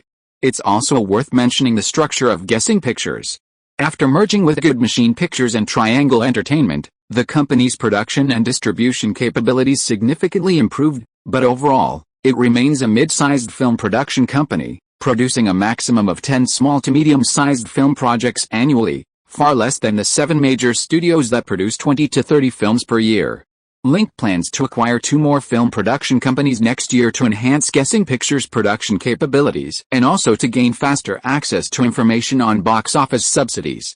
The internal screening of The Butterfly Effect was small, with attendees primarily consisting of the film's main creative team, management from the production and distribution departments, several executives from Harvey Weinstein and Miramax Pictures, and familiar faces such as Sofia Coppola, Quentin Tarantino, Steven Soderbergh, and Richard Linklater. The film began. The opening text read, "Even the smallest flap of a butterfly's wings can cause a hurricane thousands of miles away." Chaos theory. This theory, proposed by meteorologist Konstantin Lorentz in 1963, refers to the idea that a butterfly flapping its wings in the Amazon rainforest could potentially cause a tornado in Texas 2 weeks later. This theory is central to the film, illustrating how subtle changes in life can have a profound impact on oneself and those around us, much like the latter half of Goodbye Mr. Loser. The film employs a circular narrative structure, connecting the beginning and end. The protagonist, Evan, dressed in a uniform from a mental hospital, sneaks into an office, hides under a desk, and writes with a pen, "If anyone sees this letter, it means my plan failed and I'm dead. If I could somehow go back to the beginning of all this, maybe I could save her, Evan. Evan, he should be here." Hospital staff arrive, banging on the glass door. The opening sets up suspense, then the plot moves into the main storyline, showing Evan at age 7 playing with a puppy on the lawn, his mother Andrea repairing a car in front of the door, and Evan asking about his father. "This opening is interesting," Quentin says, stroking his chin. Sophia glances at him. "Just interesting? It's very interesting, okay? Before seeing this movie, did you even know what the butterfly effect meant?" "Of course I knew," Quentin said uncertainly. "You didn't go to college, how did you know that?" "Link didn't go to college either, can you compare to Link? He's a great writer." "Okay, stop arguing, let's watch the movie." Link pulls Sophia's hand. Sophia obediently shut her mouth. Quentin glanced at their clasped hands, his lips curling into a sneer as he muttered under his breath, "You two are such a scumbag." The movie continued. Evan was taken to school by his mother, Andrea. The teacher told his mother, "Andrea, that Evan had drawn a very bloody and violent picture, but Evan didn't know when he had drawn it. Andrea thought he was making excuses and took him to see a psychiatrist, hoping he wouldn't inherit his father's symptoms. On the doctor's advice, Evan started keeping a diary, recording everything to prevent future amnesia. This is how those diaries came about. The first entry was about Andrea taking him to play at their neighbors Tommy and Kelly's house. Afterwards, Kelly's father took him to the basement to take pictures, and he lost some of his memory afterward. The second entry was about Evan visiting his father, Jason, in a mental hospital and almost being strangled to death by his father. He forgot the conversation he had with his father during that time. The third entry was about when he was 13 years old at the junkyard, when Tommy went crazy and tried to burn his puppy, and he experienced amnesia again. The fourth story is about the mailbox explosion. Evan only remembers putting the bomb in his neighbor's mailbox, and forgets everything that happened afterward. After the mailbox explosion, Mrs. Andrea takes Evan away from town. Oh, I see.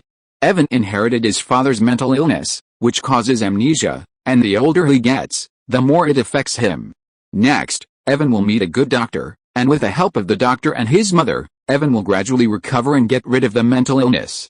So this movie is about psychological issues and family affection, right? Quentin said confidently. It shouldn't be that simple.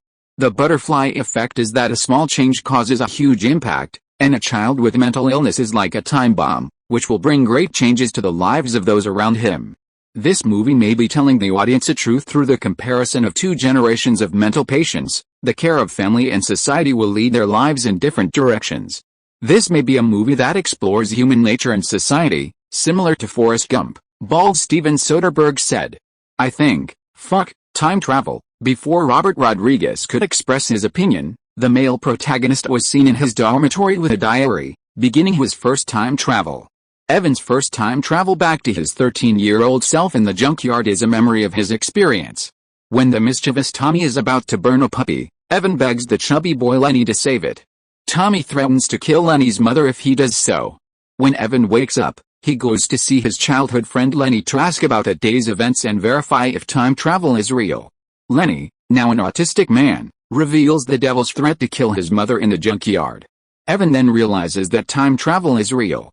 Wow, this concept is so cool, Quentin. This concept is 1,000 times, 10,000 times better than what you said. I understand now. The protagonist has the ability to travel through time, and he uses this method to go back to his childhood to help those around him and make everyone live a happy life. This is the meaning of the butterfly effect, many people exclaimed in admiration upon seeing Evan travel to the past through his diary.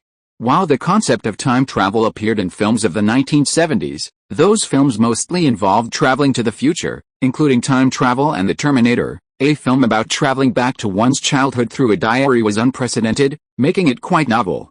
However, the subsequent plot developments surprised everyone. After traveling to the past, the protagonist, Evan, initially wanted to change things to save those around him, but he found that with each time he traveled, things got worse. People around him would inevitably suffer, and he himself was affected, once imprisoned, then given preferential treatment, and once having his limbs blown off. After several time travels, Evan gradually broke down, his mind becoming disordered. It was then that Evan learned that his father, Jason, had also traveled to the past repeatedly, trying to change things, only to find that things got worse. Even Evan's mother's 3 miscarriages were attributed to his father's constant time travel. Finally, Evan was also committed to a mental hospital. To change his situation, Evan ran to the doctor's office, hid under the desk, and wrote the opening line, "If anyone sees this letter." After writing it, Evan turned on the home videotape, playing the footage of his birth. Evan was transported back into his mother's womb and committed suicide by wrapping the umbilical cord around his neck. This scene was shown through a hospital ultrasound, showing the embryonic Evan's movements. The image was quite horrifying and shocking. Wow, so that's how it is? That's incredible. This concept is so cool. When this scene appeared in the movie, many people in the audience couldn't help but exclaim, their faces showing disbelief. This scene was similar to the preview screening of Seven, where many people also showed disbelief and exclaimed continuously when they saw John Doe kill Trish, forcing Detective Mills to become angry. Clap, clap, clap. When the movie ended, everyone in the audience stood up, clapping and cheering loudly. Link smiled, quite satisfied with the film. From the camera work and acting to the dialogue, set design, and lighting, it surpassed the original by a significant margin. Director Link, this film is fantastic. 100 times better than I expected, Leonardo clapped excitedly. Because the film was shot chronologically, he wasn't familiar with its overall structure and couldn't imagine what it would be like. After watching it, he was deeply moved. It was so excellent, and he was genuinely excited to be the lead in such a film. Leon, your performance was superb too, Link said with a smile. Link, this film is fantastic. Congratulations on making another great movie. Steven Soderbergh, Richard Linklater, and others also came forward to congratulate him. Thank you, Link, you're amazing.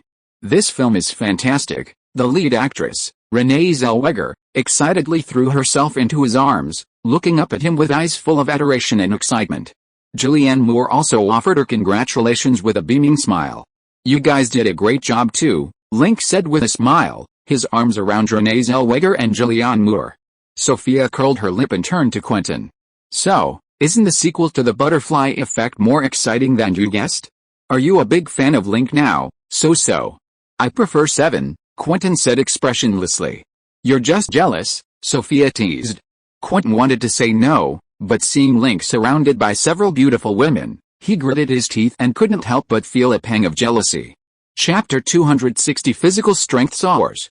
At the end of the movie screening, Link received a systems evaluation of the film. Film production complete, box office subsidies are being tallied, host participation rate 71.1%, film completion rate 92.2%, film's market fit 78%, rewards 2.7x box office subsidy, director experience plus 15%, director stamina plus 20%, film quality increase plus 15%. The systems evaluation of the film was no lower than that of 7.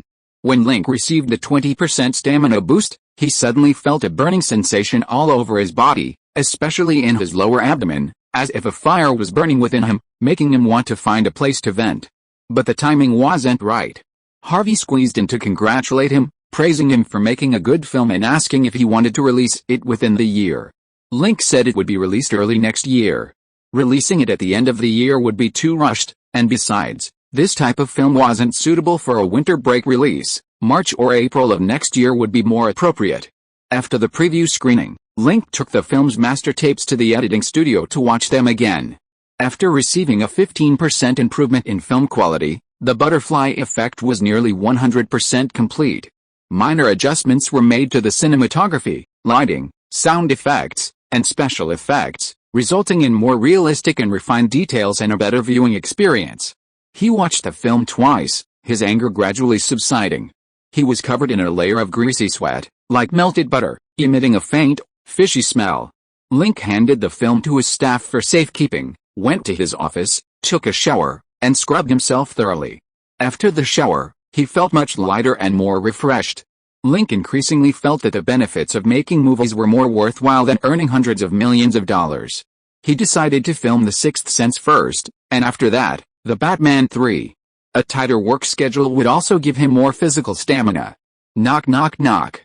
Come in, his assistant, Lewinsky, walked in carrying a stack of script materials and placed them on his desk. In April and May, he gave Lewinsky a task, to take 2 or 3 screenwriters to Columbia Pictures to review scripts and summarize them in concise language for his future reference. Lewinsky's team did a good job, reviewing over 2,000 scripts in 3 months. He also recognized several familiar films, including well-known titles like Primal Fear, The Fifth Element, Charlie's Angels, and The Mask of Zorro. How many scripts did you compile last month? Link asked, flipping through the documents. 417. We've reviewed all the scripts Columbia Pictures is willing to show us, except for those they don't want to show. Well done. Link took the documents and flipped through them. Although he didn't see many familiar scripts, Lewinsky and her team had summarized the main content and concepts of each script in concise and accurate language. He could refer to these summaries directly when looking for scripts in the future. Furthermore, Lewinsky was computer literate, and a copy of these summaries was on the company computer. Others could easily search for scripts online. Boss, how did it go? Lewinsky sat at her desk, her arms and the bulky fabric of her clothes resting on the surface, blinking her big eyes at him with a hint of anticipation. Very good. I'll inform Annie and give you a year-end bonus according to the standards for full-time employees. Thank you, boss. Lewinsky hesitated for a moment. Boss, my internship at the company is almost over. I'd like to continue working here after graduating from university, continuing as your assistant. Is that alright? Your major is more suited to politics.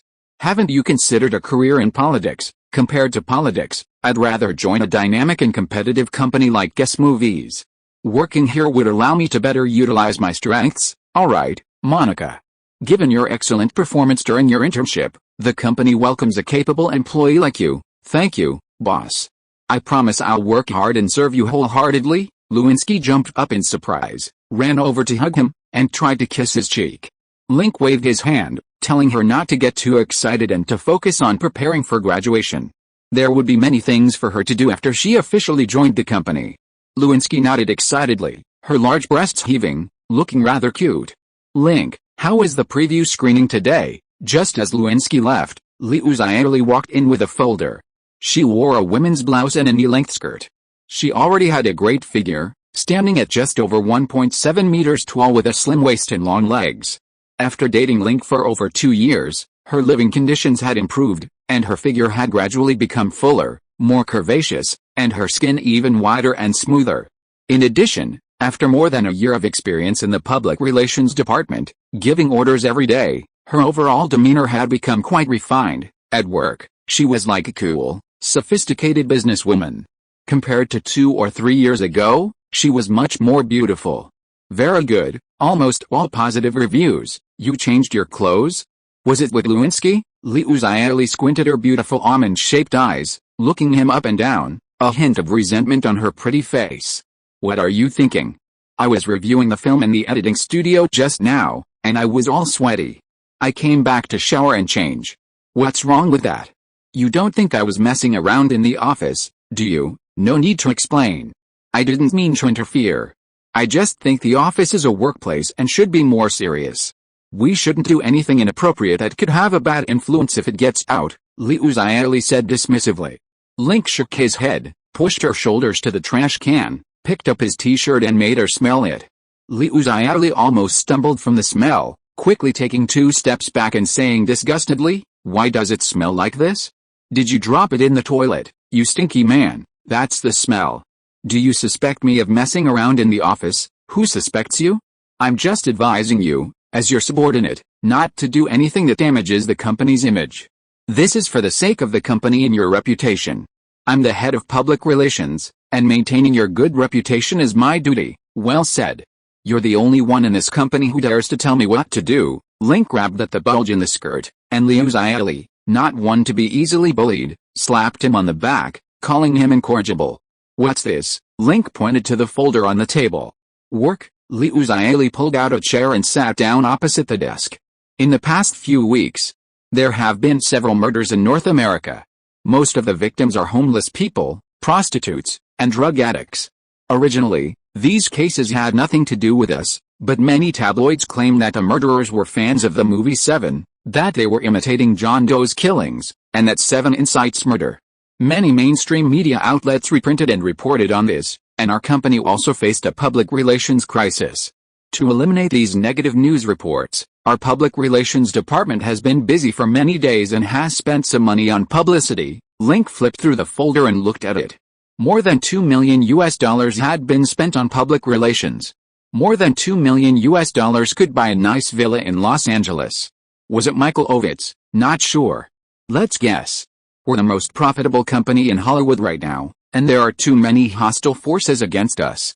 It's hard to pinpoint exactly who it is, even if it wasn't Michael Ovitz. He's his ally.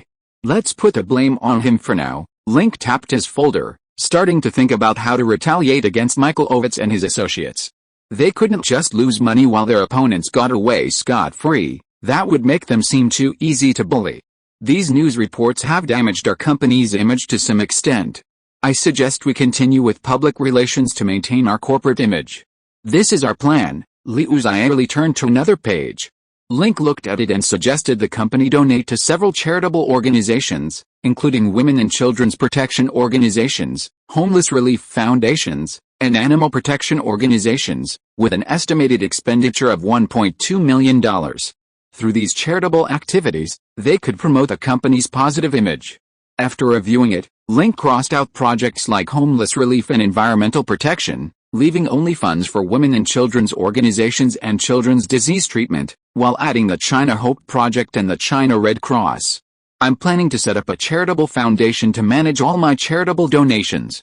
The main focus will be on China, including building schools, helping out-of-school children return to school, and supporting impoverished disabled children. What do you think? Great. I support you. Liu Xiaoli looked at him with sparkling eyes and a smile. If you're interested, you can work part-time at the foundation, and we can do charity together. Okay, I'll listen to you. Liu Xiaoli blinked her beautiful peach blossom eyes and asked, half seriously, half jokingly, you like children so much, why don't you have one yourself? How can I have one myself? Why don't you help me have one? Link laughed. Don't talk nonsense. Liu Xiaoli rolled her eyes at him, her cheeks flushed like rouge on a bride's face. I'm serious, Sister Xiaoli. How about you have a few for me in the future? Link laughed, holding Liu Xiaoli's fair and smooth fingers. Liu Xiaoli's cheeks turned even redder. She got up, picked up her folder, and walked out. If you weren't so lecherous, I'd consider it. Okay, let's have 10. Click. Liu Xiaoli tripped over her high heels and almost fell. She steadied herself, turned back and glared at him angrily, then walked away, clutching her folder. Chapter 261 Film Casting. After reviewing male actors' profiles for 2 days, Link decided to cast Tom Hanks as Dr. McConaughey in The Sixth Sense. The Sixth Sense tells the story of psychiatrist McConaughey encountering a child who claims to see the souls of the dead. The child is troubled by this ability, becoming withdrawn and developing numerous psychological problems. With Dr. McConaughey's help, the boy gradually recovers and accepts his differences. Meanwhile, Dr. McConaughey also discovers a startling truth. The actor playing Dr. McConaughey needs to meet the following criteria: age between 35 and 45, a top-tier actor, strong box office appeal, excellent acting skills, a pleasing appearance, approachable demeanor, and a kind demeanor. Few actors simultaneously meet all these criteria, including Tom Hanks, Bruce Willis, Al Pacino, Sean Penn, Dustin Hoffman, Mel Gibson, and Robin Williams. Bruce Willis was initially considered suitable, but he was currently filming Die Hard 3 and couldn't find the time. Link considered the other candidates and decided on Tom Hanks as his first choice. Tom Hanks has an approachable appearance, superb acting skills, and was a huge star during the summer with Forrest Gump, making him a more cost-effective option. However, Tom Hanks is a major client of CAA and is very picky about scripts, so getting him to agree to a role wouldn't be easy. Link called Jay Maloney to inquire about Tom Hanks' schedule and whether he had time to shoot a new film at the end of the year, which would take about 3 months. The reason for shooting at the end of the year was that the story of this film takes place in the fall and winter, making it more suitable for filming then. Jay Maloney said he would contact Tom Hanks later and also told him that CAA Vice President Langmeyer was leaving CAA to become president of Universal Pictures, asking if he had heard the news. Link had heard the rumors. The main reason for the change of leadership at Universal Pictures was that it had been sold by Panasonic. In 1989, Panasonic acquired MCA, the parent company of Universal Pictures, for $6.1 billion. However, due to significant cultural differences, Universal Pictures' performance declined year by year under Panasonic's management, especially after the rise of Guess the Movies. To avoid further losses, Panasonic sold Universal Pictures to Canadian brewing giant Seagram in August. With a change of ownership, the position of president of Universal Pictures became vacant, and the American media reported extensively on this role, speculating until it was ultimately decided that Ron Mayer would fill it. Considering that the vice president position was vacant after Mayer's departure from CAA, Link asked Jay Maloney if he had a chance to become a vice president of CAA. Jay Maloney said there was a chance, but not a high one, as CAA had been established for over 20 years and several people had more seniority than him. Link encouraged him to actively pursue the position, offering to put in a good word for him if needed. He was happy to see Jay Maloney advance further and looked forward to more collaboration between the two. Jay Maloney agreed. After hanging up the phone, Link called a meeting with Daniel DeViro and the others, proposing to start filming the new movie, The Sixth Sense. According to Richard Fox, Warner Brothers. would need another 2 weeks to finalize the preliminary budget and transfer the first batch of production funds for the Batman project to the project account before November. After receiving the funds in November, there would be casting, actor training, set construction, prop design, costume design, etc., taking about 2 months, with a holiday around Christmas. If everything went smoothly, filming wouldn't begin until February or March of next year. This period would be enough to finish The Sixth Sense. He told Daniel DeVito and the others that they were officially launching the Sixth Sense project. He would invite the male and female leads, and the production department's job was to select the other actors. The most important was the second male lead, Cole, aged between 8 and 12, handsome, interested in acting, and with a mature demeanor. Such child actors were not easy to find and would have to be selected through open auditions. Daniel DeVito indicated he understood. After finalizing the project, Link put down the documents and got up to stretch his legs. Ring ring, the phone on the desk rang, and he shook his head involuntarily when he saw the caller ID. Ever since he allowed Nicole Kidman to call him frequently, she had been calling him almost every day, talking about life, work, and her disastrous marriage with Tom Cruise. She called more often than Winona Ryder. Link would chat with her when he had free time, as a pastime. Nicole, what do you want to talk about today? Link leaned back in his office chair, picked up his pen, and continued revising the director's script for The Sixth Sense. Link, I dreamt about you last night, Nicole Kidman said excitedly. Really? I swear it's true. I dreamt that you held me tightly and kissed me passionately. Your hot breath made me tremble all over, and I almost forgot to breathe. Sounds like a beautiful dream, Link chuckled. Yes, it was a wonderful dream. We were so passionate in the dream, but when I woke up, I found myself alone in bed. I felt so lost. I was thinking, if only you were here, Link. I think I've fallen in love with you. Do you think I'm being silly? A little. After all, you're Mrs. Tom Cruise. I don't want to be Mrs. Cruise, really. I've thought about divorcing him, but he won't let me go, and the court won't support me. Actually, we've been sleeping in separate rooms for 6 months. Link, do you have time today? I want to see you. Nicole Kidman's tone on the phone was almost pleading. Link remained unmoved. After becoming famous, many women dressed up beautifully and fawned over him, hoping to catch the eye of this rumored playboy and become stars like Monica Bellucci, Renee Zellweger, or Liv Tyler. But he wasn't indiscriminate. Few women truly won his favor. Nicole Kidman, though a beauty, was also a troublesome woman. He had status and influence, surrounded by beautiful women, some even younger and prettier than Nicole Kidman. He didn't need to risk his life for such a not-so-rare resource. Nicole, this isn't appropriate. Link, I understand what you mean. We can meet discreetly, anywhere's fine. I'll follow your arrangements, okay? Nicole Kidman's breathing quickened, her voice trembling slightly.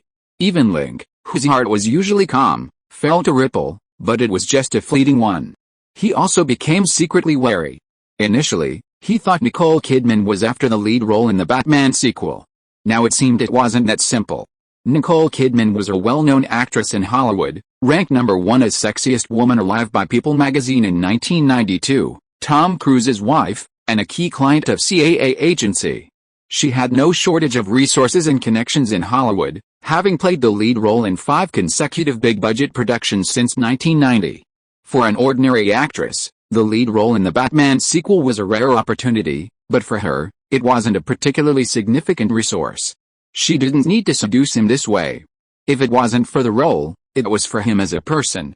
Link knew he was very charming. His wealth, status, fame, and talent were all fatally attractive to women. But Nicole Kidman wasn't the kind of naive woman who would give up her status as Tom Cruise's wife for these intangible things and be so eager to offer herself to him. Perhaps there was something he hadn't seen through. Nicole, not today. I have work. Let's do it another day. Link hung up the phone, glanced at his watch, and told Liu Xiaoli to go home after get off work. Monica Bellucci and Jennifer Connelly were both there today, making 3 great beauties along with Liu Xiaoli. They were not only beautiful and had great figures, but they were also very considerate. Spending more time at home with them was better than dating a woman with unclear intentions. Chapter 262 Beauty's Schemes.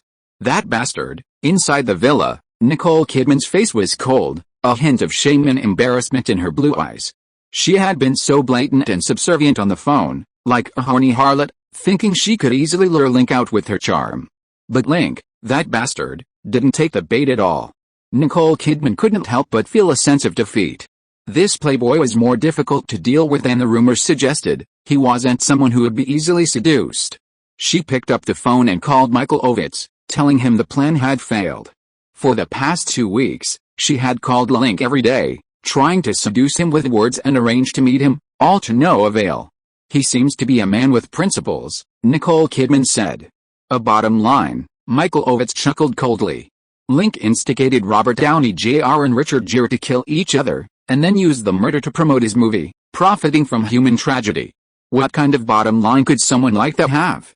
Nicole, don't be fooled by him, okay, but I've tried everything, and I still can't get a date with him. Maybe he's not interested in me. Why don't you try someone else? Nicole Kidman said.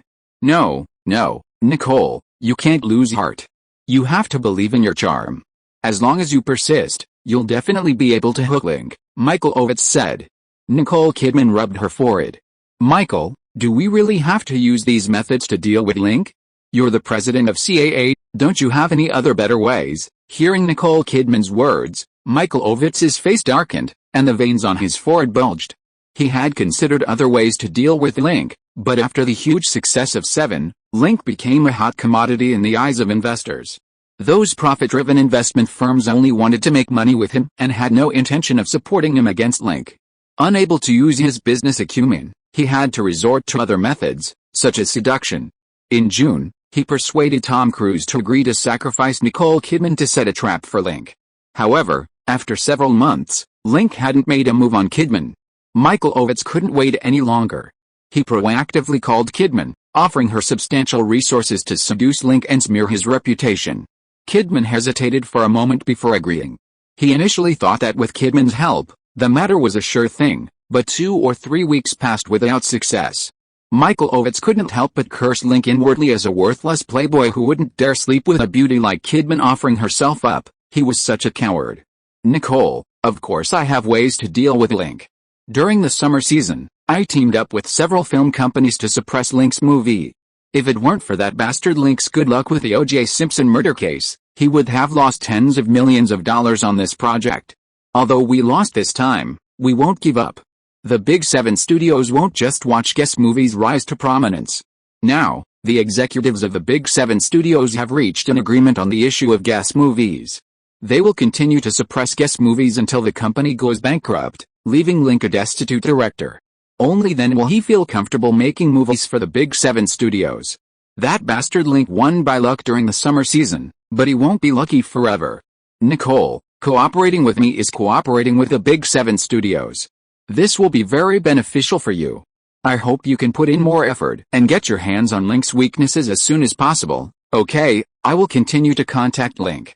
I just hope he hasn't seen through my intentions. Nicole Kidman hung up the phone. Who are you talking to? Tom Cruise strode in. Nicole Kidman glanced at him.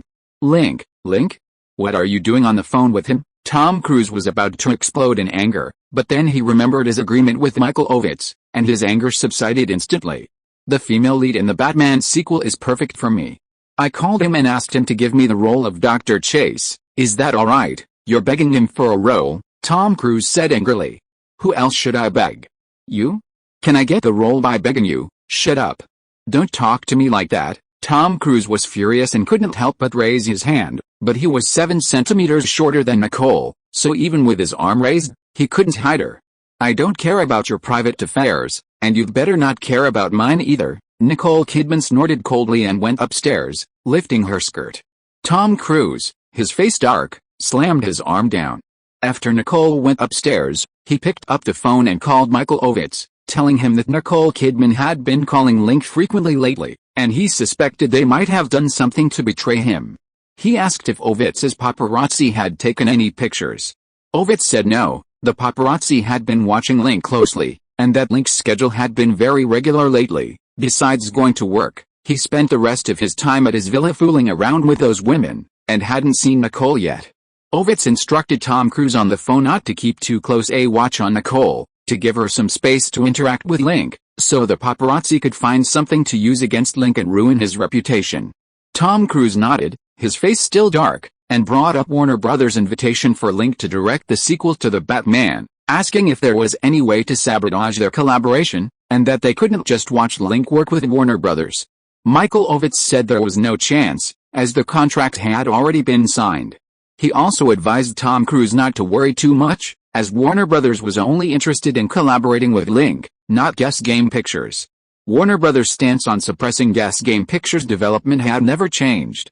Tom Cruise felt relieved. Upstairs, Nicole Kidman saw Tom Cruise on the phone, her gaze growing even colder. Her reason for agreeing to Michael Ovitz's offer to use her charm against Link was twofold. First, she wanted the resources promised by Ovitz.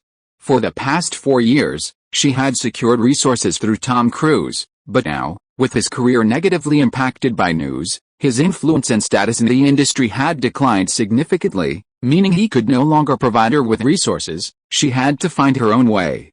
Second, Link was a very capable man, and she'd heard he treated the women around him very well.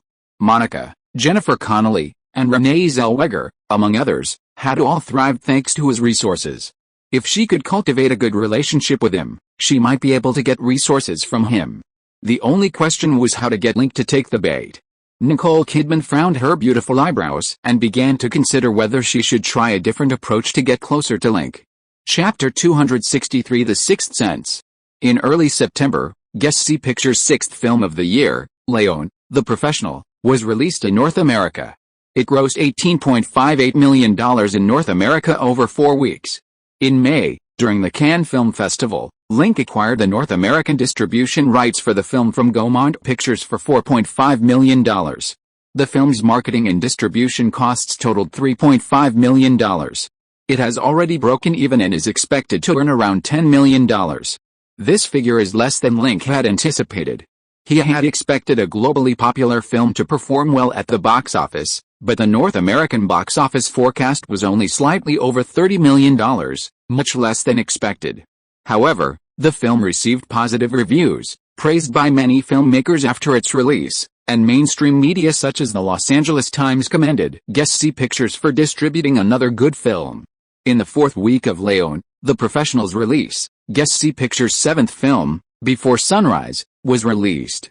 This art house film won the Golden Lion for Best Film at the 51st Venice International Film Festival in September, demonstrating its international influence. The film grossed $920,000 in its opening week at 42 art house theaters in North America, a respectable performance, and is expected to break even within 5 weeks.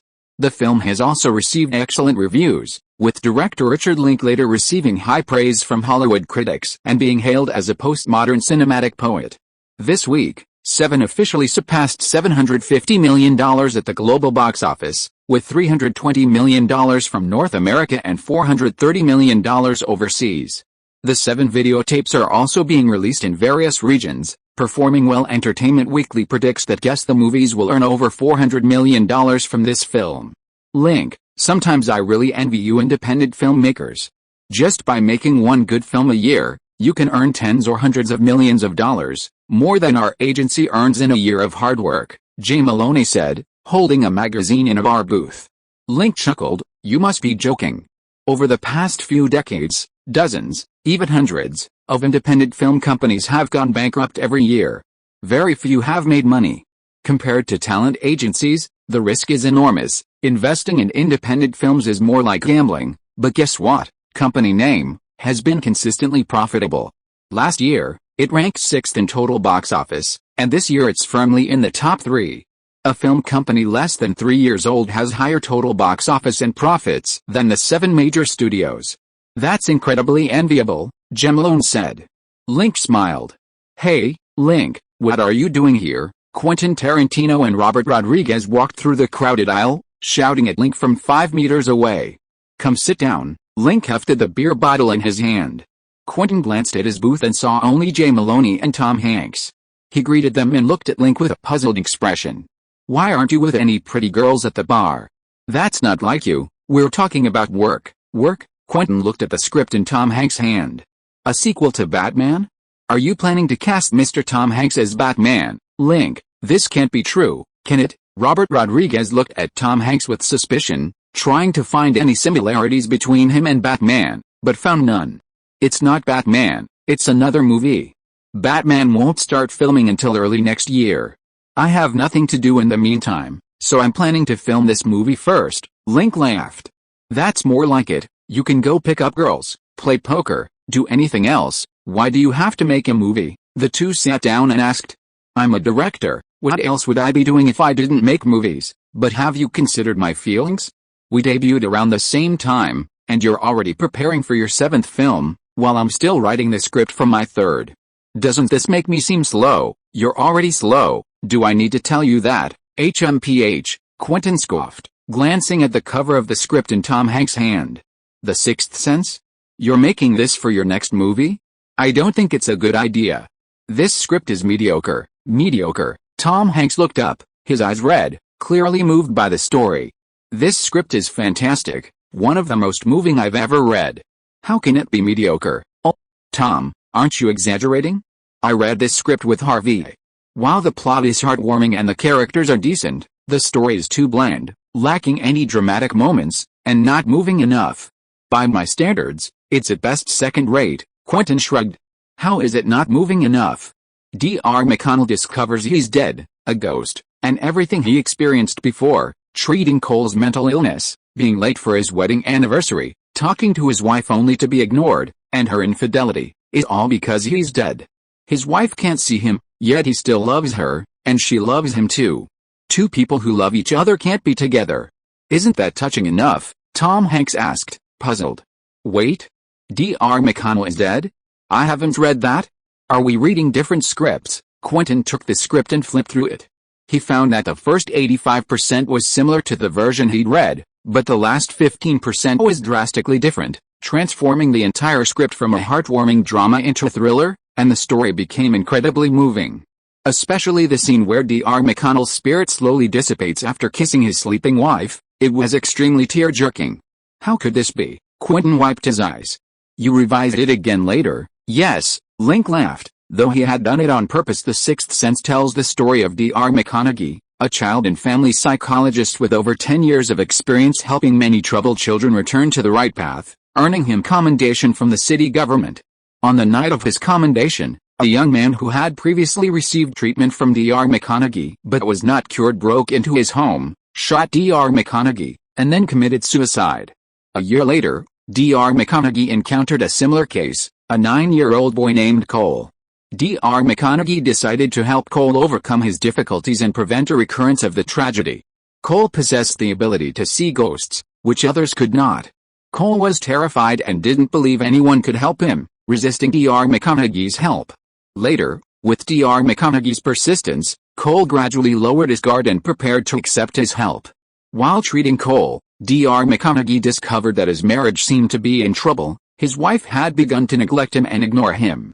With Dr. McConaughey's companionship and guidance, Cole gradually accepted his ability to see ghosts and began to use it to help those ghosts lingering in the human world. Meanwhile, Dr. McConnell discovers a startling truth: he is actually dead, a ghost. His wife's coldness and silence stem from her inability to see him, while Cole can see him through his psychic abilities. Finally, Dr. McConnell accepts his death, kisses his wife goodbye, and vanishes into the world as starlight. If you are listening to this novel on a channel other than Fanfic World, it means it was downloaded and re-uploaded without effort. We warmly invite you to visit our channel, Fanfic World. There you will find the original version of this story and many other novels of various genres. We look forward to seeing you dive into a world of incredible novels. Chapter 264. Link is too busy. On the surface, The Sixth Sense is a ghost story, but at its core, it explores humanity and healing. Dr. McConaughey, with his warm heart, heals Cole, who suffers from psychological problems, and Cole, in turn, heals McConaughey, allowing him to accept death with equanimity. The script interweaves themes of friendship, love, and family, making it highly compelling. However, in the script's Link submitted to the Big 7 Studios and Miramax, the ending where Dr. McConaughey discovers he is a ghost was omitted. Instead, McConaughey, after healing Cole, returns home to win back his wife's heart. Losing the final 15% of the plot significantly diminishes the story's appeal. His purpose in doing this was to protect his creative vision and prevent the Big 7 Studios from piracy. Because of this, after reviewing several scripts, Robert Shea and Harvey Weinstein chose Seven and the Butterfly Effect over The Sixth Sense. How could you do this? This script is of extremely high quality. It would undoubtedly be even better as a film, a box office hit. Link already has 5 box office successes, this would make it 6. How could he possibly catch up? Quentin glared at Link, wanting nothing more than to tie him up and stop him from making movies. Link ignored Quentin's grumbling and, after Tom Hanks read the script, asked for his opinion on playing Dr. McConnell. Tom Hanks immediately agreed. After filming Apollo 13, Tom Hanks was planning to direct a musical comedy. While preparing for the film, Jeremy Martin approached him, saying Link was working on a new movie and wanted him to play the lead role, not a Batman sequel. Before Seven, he wouldn't have been interested in Link's films, but after seeing Seven, he, like many of his colleagues, changed his opinion of Link. If the success of Paranormal Activity and the Blair Witch Project was due to luck, and Final Destination to its script and marketing, Seven's success was due to its quality. Even without the O.J. Simpson case as a draw, this film would have performed well at the box office, as evidenced by international box office data. After receiving the invitation, he temporarily put aside his work and read the new script, The Sixth Sense. He initially wanted to refuse because of the paranormal label, but out of respect for Link, he patiently read the entire script. He was deeply moved after reading it. On the surface, the film is a ghost story, but it's actually about humanity and family. The plot is profoundly touching and its message is deep. After reading the script, Tom Hanks immediately called Jem Waltoni to discuss it with Link in person. After hearing Link's in-depth analysis, he was even more moved and liked the script even more. Link, when does filming start? Tom Hanks asked. Preparations have already begun, and filming is expected to start early next month. Link, could it be delayed a little? I'd like more time to understand the character, learn some psychology, and understand some related cases so I can perform better, Tom Hanks said. Link nodded. The start date remained the same. The crew could film the scenes for other characters first, giving Tom Hanks a month and a half to prepare. Link, is it really necessary to be in such a rush? You make movies like you're living a life or death struggle, Quentin Tarantino quipped. Robert Rodriguez nodded in agreement. Of the directors he knew in the industry, Link was the most skilled at making movies, with the best box office results, and also the most hard-working. While others made one movie a year or one every 2 or 3 years, he made 2 or 3 a year. It was too hectic. The story of The Sixth Sense is set in the fall and winter, so the end of the year and the beginning of next year would be the most suitable time to shoot. Besides, I'm currently very creative, with great energy and stamina. If I don't seize the opportunity to make more movies, when I get older, my body weakens, and my inspiration dries up. I won't be able to make any good films anymore, Link laughed. Tom Hanks and Jay Maloney nodded in agreement, their gazes towards Link growing increasingly admiring. Link was young, worth over $1 billion, and had a huge reputation in the industry. Despite his success, he still worked hard, persevering in creating and making movies. For someone like him, success was inevitable. For the first time, Tom Hanks admired a young man. Quentin pointed at him irritably. He used to be a lazy person, working only when he had work and playing when he didn't, planning to make only 10 movies in his lifetime. But everything changed after he met Link. Link was like a magnetic field, anyone near him would involuntarily follow his pace. If they didn't move, they felt uncomfortable all over, and in severe cases, they would feel lazy and a failure, falling into guilt and self-blame. This forced him to keep moving with Link and work hard. But too much work made him feel exhausted, and not working made him feel guilty and uneasy. This constant struggle made him want to die. It was too painful. And this pain was brought on by Link, which made him want to punch Link, but he couldn't beat him. Come on, Link, let's drink. Quentin shoved a bottle of wine into Link's hand, intending to take him down with him. Ring ring. While they were chatting, Jay Maloney's phone rang. He took it out, greeted Link, and went next door to answer the call. It was Michael Ovitz calling. Michael Ovitz said an acquaintance saw him chatting with Tom Hanks and Link in a bar and asked what they were doing, whether they were discussing a collaboration. Jem Waltoni frowned, displeased. As a vice president of CAA, though ranked low, he was still a high-ranking official, not an ordinary agent. For Ovitz to directly call and inquire about his whereabouts was clearly against protocol. He confirmed that Link was preparing a new film. The lead role was perfect for Tom Hanks, and Tom Hanks liked the script and decided to work with Link. Michael Ovitz said the 7 major studios were planning to jointly suppress Link's film, and Tom Hanks, being CAA's ace, shouldn't be working with Link. Gemwalt Townley added that Tom Hanks loved Link's new script and was willing to put his own film projects on hold to make Link's film. He worried that too much interference from the company might displease Tom Hanks. Within CAA, the greater an artist's fame, the better their treatment and the greater their freedom. Tom Hanks's position at CAA was equivalent to a senior partner, and he could leave at any time. Gemma Rooney wanted to use this incident to remind Ovitz that his previous meddling in the artist's work had led to Keanu Reeves and Sandra Bullock leaving, causing the company to lose 2 important clients. If you were to anger Tom Hanks again over something like this, causing him to leave CAA, it would be a huge blow to CAA.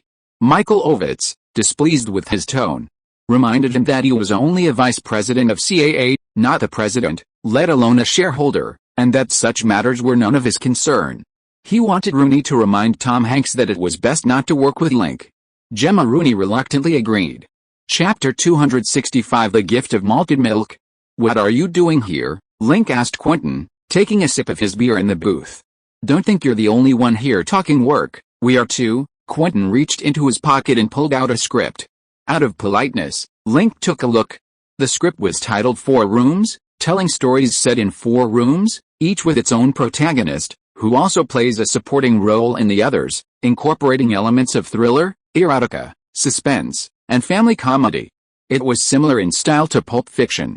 However, the story was too chaotic, the plot too flashy, and overly contrived.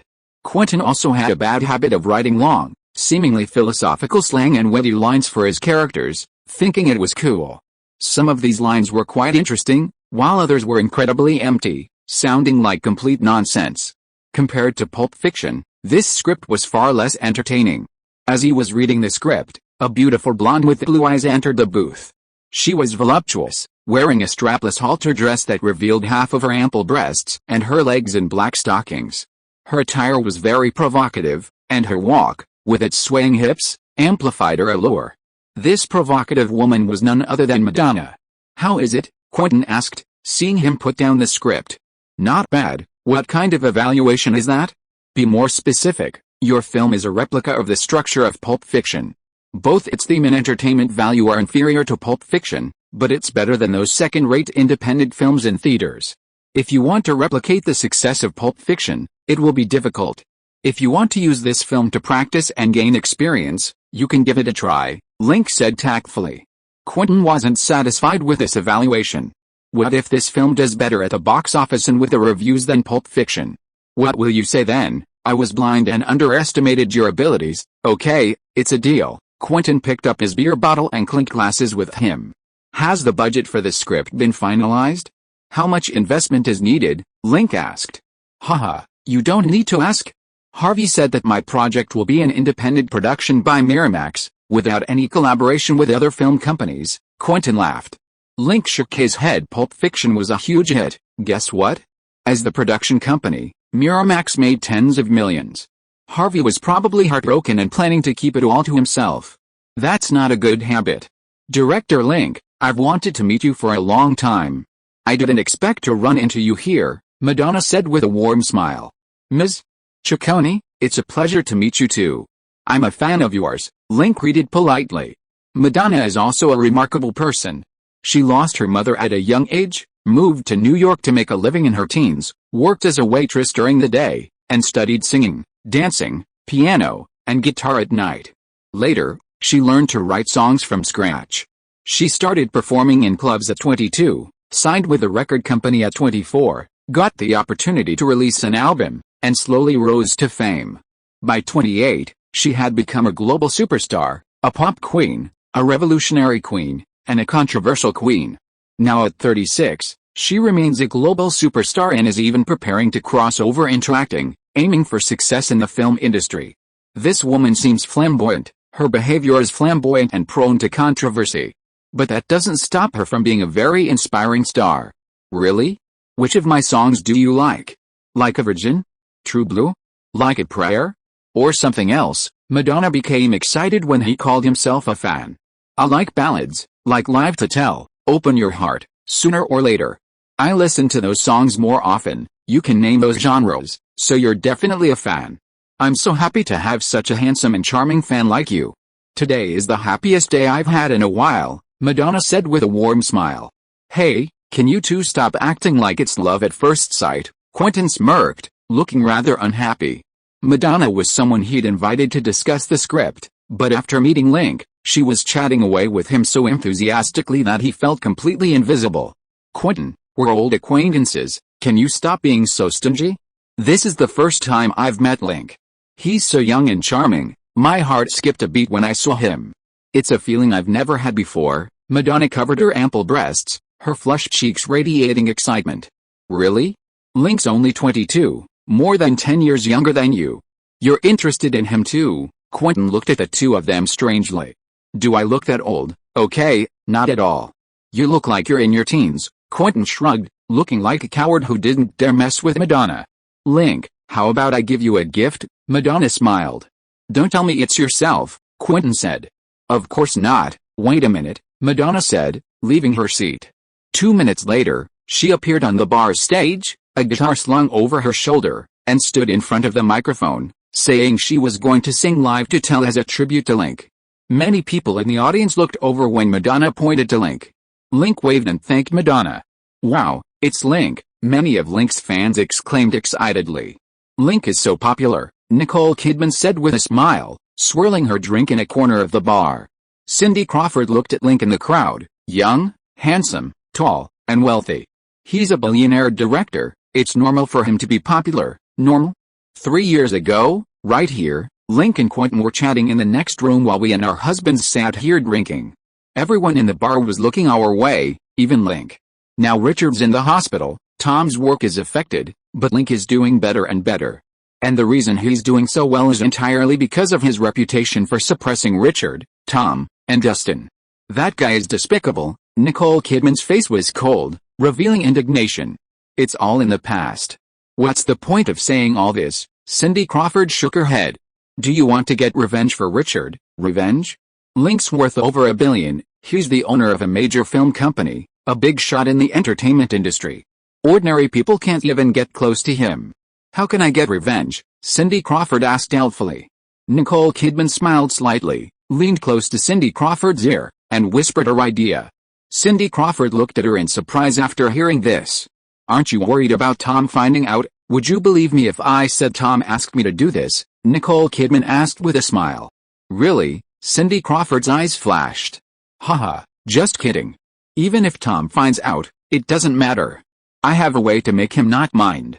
How about we team up? Nicole Kidman held out her hand and asked. Cindy Crawford hesitated. Actually, Richard and I broke up last year. If he hadn't gotten into trouble, we would have divorced long ago. I don't have much grudge against Link, and I've never thought about revenge, I understand. But Link is a big shot and cares a lot about his image. If we get something on him, we won't lack resources in Hollywood or the fashion industry. Don't you want to take a step further in your fashion career? Nicole Kidman put her arm around her shoulder and spoke softly. Cindy Crawford glanced at Link's direction. Can we succeed? HMPH. Dealing with a lecher like Link is a piece of cake. Nicole Kidman smiled confidently, clinked her glass with Cindy Crawford's, and downed her drink in one gulp. Chapter 266 Reunion in the restroom. I have a tale to tell, sometimes it gets so hard to hide it well. If I run away, I'll never have the strength, will I still have a chance? Clang. Clang. On stage, Madonna was energetically performing with her guitar slung over her shoulder, while fans and audience members around the stage sang along loudly, turning the once quiet music bar into a noisy and bustling place. Shit. This woman is acting strangely today, like a wildcat in heat. Link, could she really have a crush on you? Quentin said, stroking his chin. That's possible, after all, I'm quite charming, Link joked. Don't get cocky, Madonna is a crazy girl. I've heard many men can't tame her. With your physique, he wanted to tease Link about being a skinny dog, warning him to be careful not to be drained, but then he remembered that this guy often worked out, had a very strong physique, and his muscles were rock hard, so it seemed unlikely he'd be so easily drained. HMPH, having muscles isn't anything special. You're no match for her, Quentin said sourly. Link smiled, not wanting to argue about such things. Link, you're drinking here too? Angelina Jolie came over with two of her alternative-style girlfriends. Yeah, came here to talk about work. You're hanging out here too? Yeah, no classes today, it's the weekend. Angelina Jolie happily squeezed in next to Link. Quentin, seeing the young and sexy Jolie, grimaced. This guy not only seduces older women, but he doesn't even spare young girls. What a beast. Madonna, guitar slung over her shoulder, sang and played, her singing and dancing skills impressive, and her stage presence was powerful. The fans below shouted and swayed along with her. At the end of the performance, the audience erupted in enthusiastic applause and cheers. Hey, Link, do you like this gift? Madonna wiped her sweat and walked over from the crowd. Thank you, Madonna, this is the best gift I've ever received. Link hugged Madonna, expressing his gratitude. He didn't actually believe Madonna's performance on stage was out of affection for him, but rather that the woman was adept at networking. He was now Hollywood's biggest director, a film company owner, worth over $1 billion, and possessed abundant resources. Madonna wasn't content with her current situation and hoped to achieve something in her acting career, and he was undoubtedly a good collaborator. Performing on stage was a social maneuver. If he took it seriously, he might be manipulated by this woman. Hey, looks like you guys have become good friends. That's great, Quentin said sourly. After Madonna left the stage, Tim Roth and several actors, including Salma Hayek, also came to the bar. Tim Roth was a British actor who had appeared in films like Reservoir Dogs and Pulp Fiction, and his most notable future role was as the male lead in The Legend of 1900. Salma Hayek was a Mexican actress who played the female lead in Robert Pattinson's new film, The Killing Trilogy. Quentin had gathered them at the bar to discuss their new film, 4 Rooms. Link chatted with them for a few minutes, then got up to go to the second-floor restroom. Because he's a celebrity, security is paramount. Before he even reached the VIP restroom, his bodyguards had already conducted a thorough check to ensure he wouldn't be mobbed by enthusiastic fans or have his private photos taken by paparazzi. Cindy, I'll be right back. Nicole Kidman watched Link's retreating figure, put down her wine glass, and lifted her skirt as she walked towards the second-floor corridor. However, upon reaching the second-floor restroom entrance, 2 bodyguards stood there, preventing outsiders from entering. Nicole Kidman smiled and said she was Link's friend and had something to discuss with him. The 2 bodyguards remained unmoved. Nicole Kidman gritted her teeth and called inside, Link, it's me, Nicole. Can I use this restroom for a moment? Come in. Link rinsed his hands with cold water at the sink and saw Nicole Kidman walk in. She was wearing a white shirt, the top 2 buttons undone, revealing a half-moon cleavage, and a blue-purple knee-length skirt that accentuated her slender waist and long, shapely legs, clad in black stockings. It was unclear how much she had drunk. A slight blush graced her fair, delicate cheeks, and her blue eyes held a slightly dazed look as she glanced at him. Though she walked with a slight sway, her high heels remained firmly planted on the floor, as if she wouldn't fall.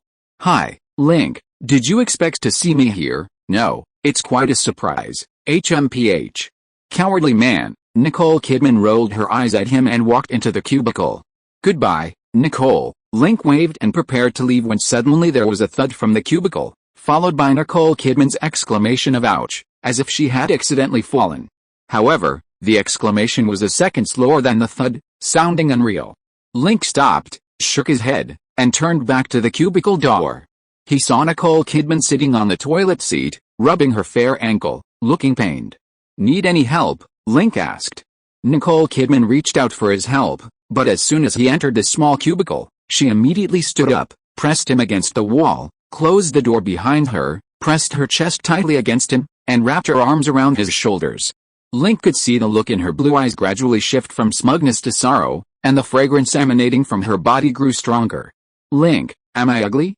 Do you hate me? Nicole Kidman asked, her face full of resentment. No, you're beautiful. Then why didn't you come out when I asked you out? Nicole, you're married. This isn't appropriate, but I love you. I love you so much.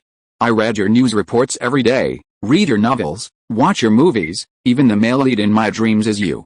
I swear it's true. Do you believe me? A misty layer of tears welled up in Nicole Kidman's blue eyes, making her expression even more sorrowful and melancholic, like a heroine in a romance drama. I'm willing to believe you, but you're Tom Cruise's wife. I don't want to be his wife. If I divorce him, Will you accept me? Of course, no playboy would refuse a beauty like you, really? Then kiss me. Nicole Kidman closed her eyes, her rosy lips turned towards him. With just a slight lowering of his head, he could pluck that fragrant strawberry. Link remained unmoved, removing the arm from his shoulder.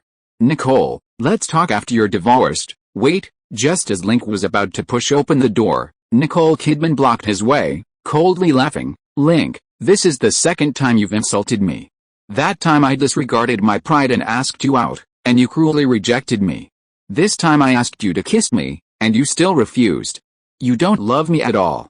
Since you're so heartless, I don't need to be polite to you. Let me tell you the truth, I'm not the only one here today. Cindy Crawford and dozens of paparazzi are here too. Do you know how much she hates you because of you? Cindy's husband became a cripple? You should know how much she hates you.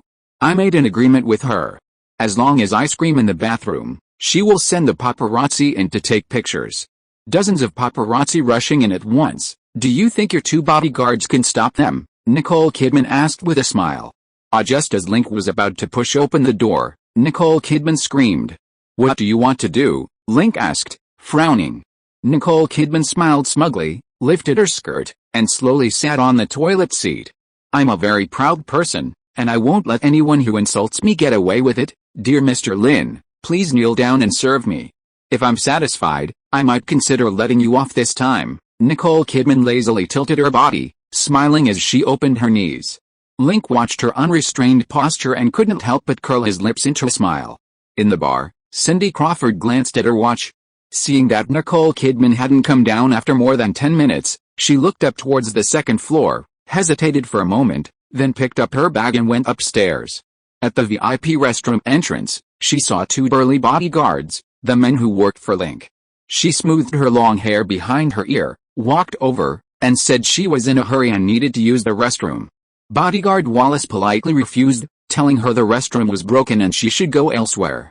I really don't have time, I only need a minute. Cindy Crawford touched her lower abdomen, feigning an urgent need to use the restroom. Excuse me, Mom, the restroom is broken, Bodyguard Wallace said curtly. You're Link's bodyguards, right? I know Link. Just tell him I need to use the restroom, and he'll let me in. The restroom is broken. Wallace remained expressionless, completely disregarding the supermodel Cindy Crawford. Cindy Crawford glared at him, stomped her foot, went to the stairwell, and lit a cigarette. Chapter 267. Wipe it yourself. You dare hit me? You bastard, you dare spank me. In the cubicle, Nicole Kidman gritted her teeth and glared at him, her face flushed. You asked for this. Link washed his hands at the sink, then turned to look at the woman in the cubicle. I'm leaving. Dry yourself off, don't go. Stop right there. Nicole Kidman tried to get up, leaning against the wall, but stumbled and sat back down. Her cheeks flushed, she said angrily, you hit me, and you're just going to leave like this. Sorry. I might have been a little rough just now and hurt you. If you need to go to the hospital, you can call me, and I'll get someone to help you. No need. I don't need your fake kindness. Nicole Kidman was furious, but her expression held a strong allure, making her look not fierce but rather seductive. She smiled coldly. Link, everyone says you're a smart person, hard to deal with. In my opinion, you're not that smart. I told you there were paparazzi outside to scare you and see how you reacted. Unfortunately, you didn't do very well. Is that so? HMPH, don't pretend. I couldn't deal with you before, but now I can. Nicole Kidman's skirt creased. Here, all these are traces of you. If I call the police now, guess what will happen next? Jail? Bankruptcy? Ruin? None of that, none. Seeing his composure, Nicole Kidman took a few deep breaths, then sneered. Don't you know Michael Ovitz, Tom Cruise, and the 7 major studios are all trying to get you? If I tell them about this, they'll use that as an excuse to send you to jail, and then use their connections in the legal system to put you in jail. Do you think you can escape legal punishment just because you have money? I can't escape it, but I know you won't call the police. Why? This wouldn't benefit either of us if it got out, and you have leverage over me, so you can get benefits from me anytime. You're smart enough to know the choice. Link laughed. I don't care. I just want to see you get the punishment you deserve because you hurt me. Stop it. I should get off. Stop. Nicole Kidman struggled to her feet. Link, if you agree to go on a date with me, I'll forgive your offense. Otherwise, I'll call the police right now and have them arrest you. Do you believe me? Does it have to be this embarrassing? Link asked, frowning. You insulted me, so you should bear the consequences. If you don't want to bear the consequences, you must accept the punishment. You're smart enough to know the choice, Nicole Kidman said with a smile. I only hit you a few times to teach you a lesson. You think you can threaten me with this, HMPH, so what? There's only the two of us here. If we go to court and I say I was raped, do you think the media and the public will believe me, or you barbarian? Nicole Kidman's lips curled into a smug smile. Link shook his head and took out a recording pen from his pocket. Link, am I ugly? Do you hate me? No, you're beautiful. Then why didn't you come out when I asked you out? Nicole, you're married, this isn't appropriate, but I love you so much, you recorded me. You're despicable, Nicole Kidman glared at him, embarrassed and angry. There are too many women like you in Hollywood, I have to be careful. Link waved the recorder in his hand. Nicole Kidman thought of what she had just said to Link, her face flushed red, and she rushed towards Link, humiliated and angry. You bastard. I'll fight you. Link put away the recorder, grabbed her arm, and pushed her against the sink. The faucet suddenly turned on, clear water gushing out and splashing everywhere. In the hallway, Cindy Crawford smoked 2 cigarettes, refusing the advances of 3 men, and not waiting for Nicole Kidman to come down. She looked up at the second floor, about to go upstairs, when she heard voices coming from upstairs, one of which sounded like Link. She stopped and waited patiently. Link, hands in his pockets, strolled leisurely down the hallway, seeing Cindy Crawford standing at the window smoking in the distance. Cindy Crawford was 28 years old, 178 centimeters tall, wearing a white shirt and blue jeans that showed off her tall, athletic figure. She had beautiful long, curly blonde hair, which, combined with her striking face and the mole on her left lip, made her very recognizable in the fashion world. Cindy Crawford was one of the world's first 5 supermodels, having posed nude for Playboy and published her own calendar. She was one of the most famous female models of the 1990s. Hi, Cindy, Link greeted her. Cindy Crawford turned to look at him, sniffing. Nicole's still upstairs, she'll probably be down in a while. Link stood at the window, gazing at the street outside, at couples kissing by shop windows, black men running with bags, and the wailing of police sirens. It was like watching a movie. What's your relationship with Nicole? Cindy Crawford looked at him curiously. Friends, just friends, Cindy Crawford sniffed again. Link smiled, looking down at her sexy face.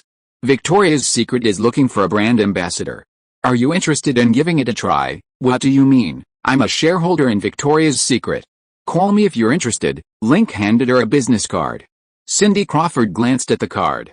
You think you can bribe me like this? I see potential in you, and you're a beautiful woman too. Link smiled and left. Cindy Crawford watched his retreating figure, blinking.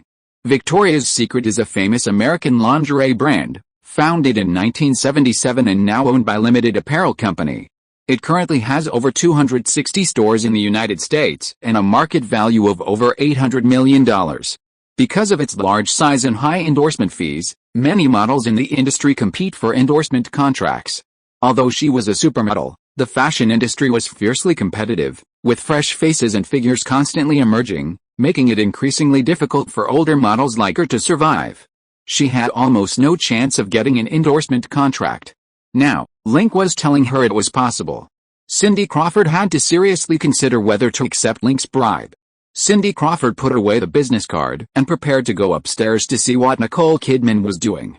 After a few steps, she heard a clattering sound and saw Nicole Kidman limping down the escalator, her skirt soaking wet, and her black stockings nowhere to be seen. Nicole, what's wrong? Cindy Crawford stepped forward to help her, smelling a familiar scent on her. I'm fine, Nicole Kidman said, brushing her wet hair behind her ear. The bathroom faucet was broken, and I slipped and twisted my ankle. Really? Cindy Crawford smelled the scent and knew what they'd been doing upstairs, but she couldn't understand how Nicole Kidman had gotten hurt. Is it serious? Should we go to the hospital? No need, it's just a minor injury. I'll just put some ointment on it when we get home. Okay, I'll help you back. Cindy Crawford helped Nicole Kidman out of the corridor. Nicole Kidman didn't want anyone to notice anything, so she used her height advantage to put her arm around Cindy Crawford's shoulder, pretending to be drunk, and slowly walked out, enduring the strange pain. Passing the booth area, she saw Link and Madonna laughing and talking, and bit her lower lip in annoyance, feeling a tingling sensation in her lower body. "What's wrong?" Cindy Crawford asked. "The water in the bathroom was spilled by Link. He hurt me this way, and I'm not going to let him get away with it," Nicole Kidman said angrily. Cindy Crawford nodded in agreement. Chapter 268. You asked me to be a pimp. Link, where have you been? You've been gone so long, Quentin complained when he saw Link return. "I ran into an acquaintance and chatted with him for a while," Link shrugged. "Do we know each other? Should we invite them over for a chat?" Madonna glanced at him and leaned against his right. "It's Nicole Kidman and Cindy Crawford. They're probably leaving." Link saw Cindy Crawford helping Nicole Kidman leave. "I didn't expect you two to know each other," Madonna blinked. "We all work in Hollywood. Who isn't an acquaintance?" Link, "Want to go dancing?" Angelina Jolie sat back down on Link's left. "No, let's sit and chat, okay?" Angelina Jolie sweetly took his arm. After returning to the booth area, Link chatted with a group. When Tom Hanks was about to leave, he also said goodbye to Quentin and Madonna. "Link is such an interesting man." Madonna watched Link's departing figure, her eyes sparkling. "Interesting? That guy's a workaholic, a hypocrite, and incredibly rigid. Utterly boring," Quentin scoffed. "You don't understand. To you men, he might be a bit boring, but to us women, Link is the strongest lion on the African savanna. He's intelligent, powerful, brave, a fighter, energetic, and exudes a kingly aura. Men with these qualities are fatally alluring to us women. After seeing him, I suddenly realized that the men I used to admire were quite ordinary." Madonna blinked, her expression serious. Quentin scoffed. "Don't be ridiculous. He has no kingly aura whatsoever. 3 years ago, when he was living in a cheap apartment, he almost got evicted because he couldn't pay the rent. After a meal, he couldn't pay the bill and was forced to wash 500 dishes at the restaurant. Back then, no woman seemed to like him. Now all you women are fawning over him. It's only because he's a billionaire, a famous director, a film company owner, and has some dazzling aura. Without these auras, he's just a man about as handsome as me." Madonna glanced at him unhappily. "He's a billionaire, but aren't I? He's a famous director. Is he more famous than me? And a big boss? In all my years in the industry, what kind of tycoons haven't I seen? Precisely because I've seen so many, a man like Link is rarer and more charming in my eyes. He not only has a young and handsome appearance, but also a mature and steady inner self, witty and elegant conversation, and an extraordinary temperament. He can talk about literature and philosophy on TV shows, and he can laugh and joke like an ordinary person in a bar. A man like him is one in a million. Few women wouldn't be attracted to him. That's enough. Stop being so flirtatious. You're not talking about Link at all." Quentin was annoyed. They were both men, so why was there such a huge difference in women's eyes? He still believed that Link wouldn't be so charming unless he was a billionaire.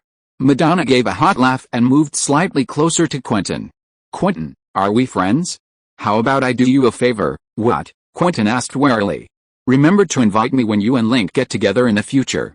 I want to talk to Link more." "You want me to be a pimp?" Quentin's face darkened. Slap. Madonna slapped him. "Don't say such nasty things. I could have asked Link out privately, but I was too excited when I saw him just now and acted too enthusiastically, which probably scared him. I hope that through more contact, he'll understand me. I'm not a promiscuous bad woman." "Huh." Quentin was very annoyed. After the release of Reservoir Dogs, because he had commented on Madonna and her songs as like virgins in the movie, Madonna called to express her dissatisfaction and even sent him some rather revealing artistic photos to broaden his horizons. They got to know each other after a while. Hearing that Madonna wanted to be an actress, he specially designed a sexy role for her in his new movie 4 Rooms, along with several steamy scenes. His goal, of course, was to seduce Madonna. But when Madonna saw Link, she acted like a hungry wolf seeing a young man, asking him to help her pursue Link and to act as a pimp. What kind of nonsense was this? Link was a real bastard. "Quick, tell me, do you need my help?" Madonna patted Quentin's arm.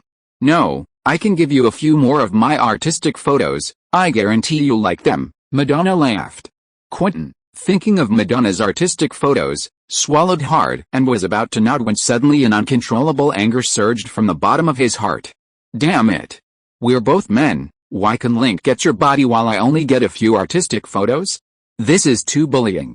Haven't you taken on any roles lately? After seeing Tom Hanks off, Link returned to the van, and Angelina Jolie followed. I took on a small role in May, and the rest of the time I'm in school.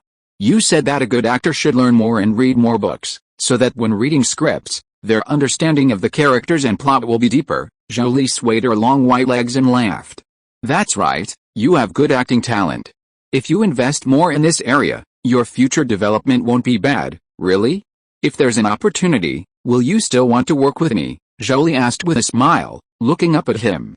Of course, I also like to use familiar faces when I'm filming. That's great, Link, thank you. Julie threw herself into his arms, hugging him tightly and pressing her soft side against him.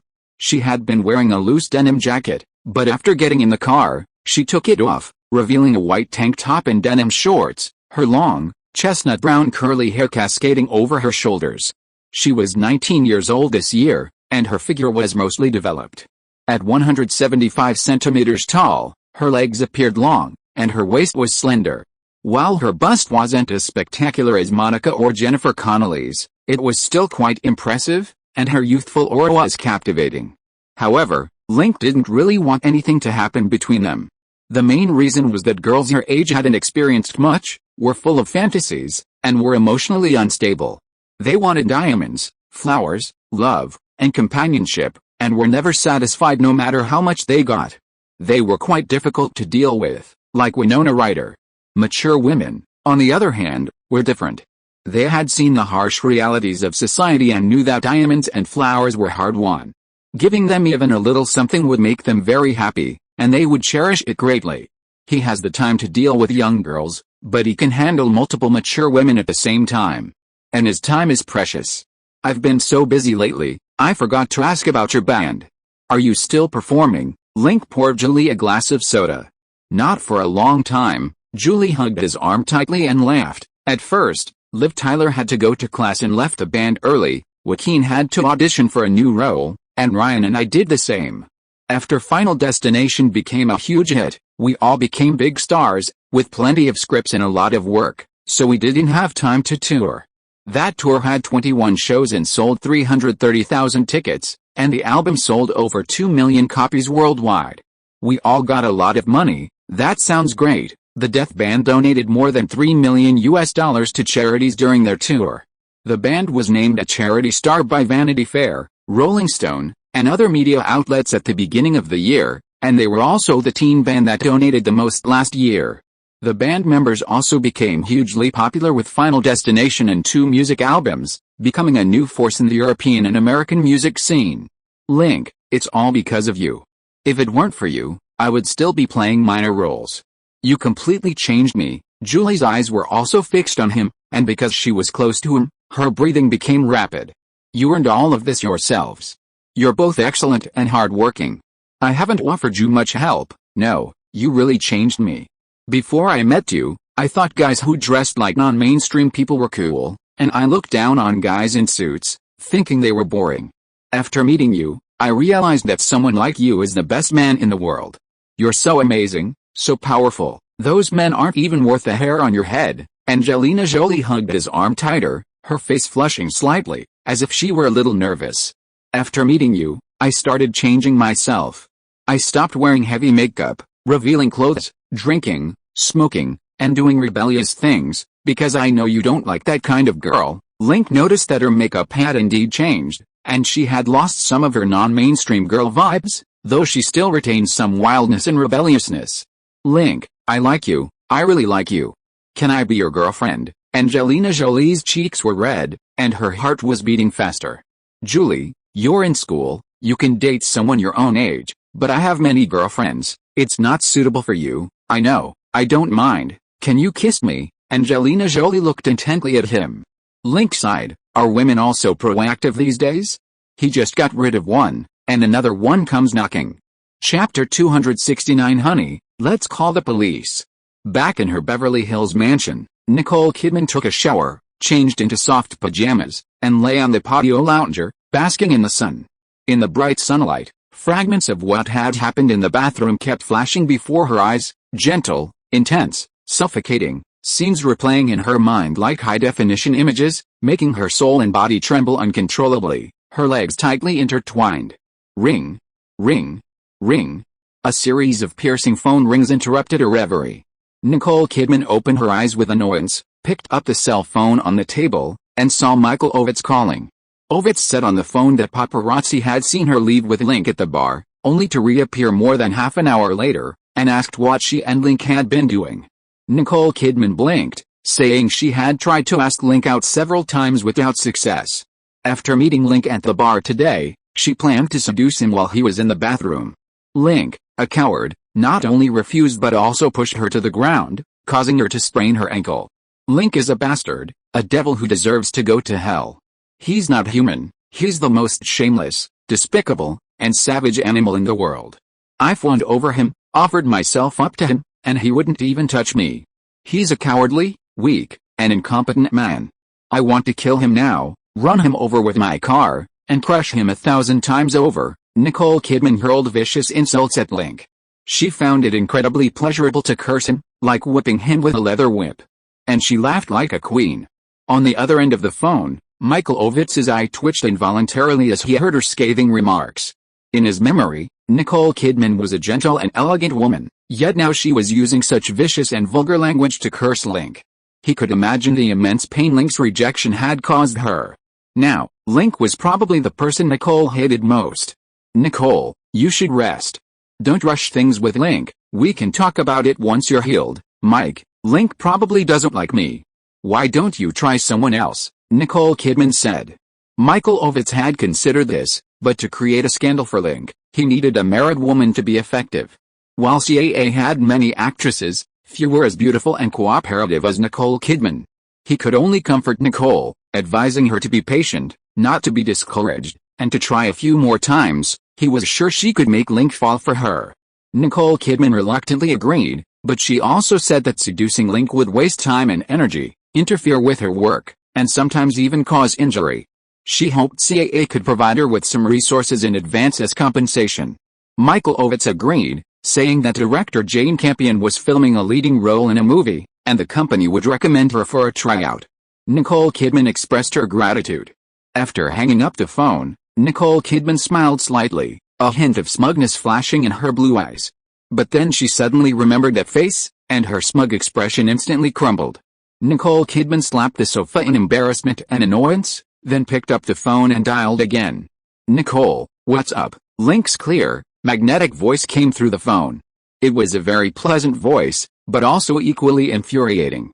After what had happened, Link spoke to her as if nothing had occurred. Nicole Kidman was very indignant. She wanted to yell at Link, but the words that came out were, "What are you doing, working at the company?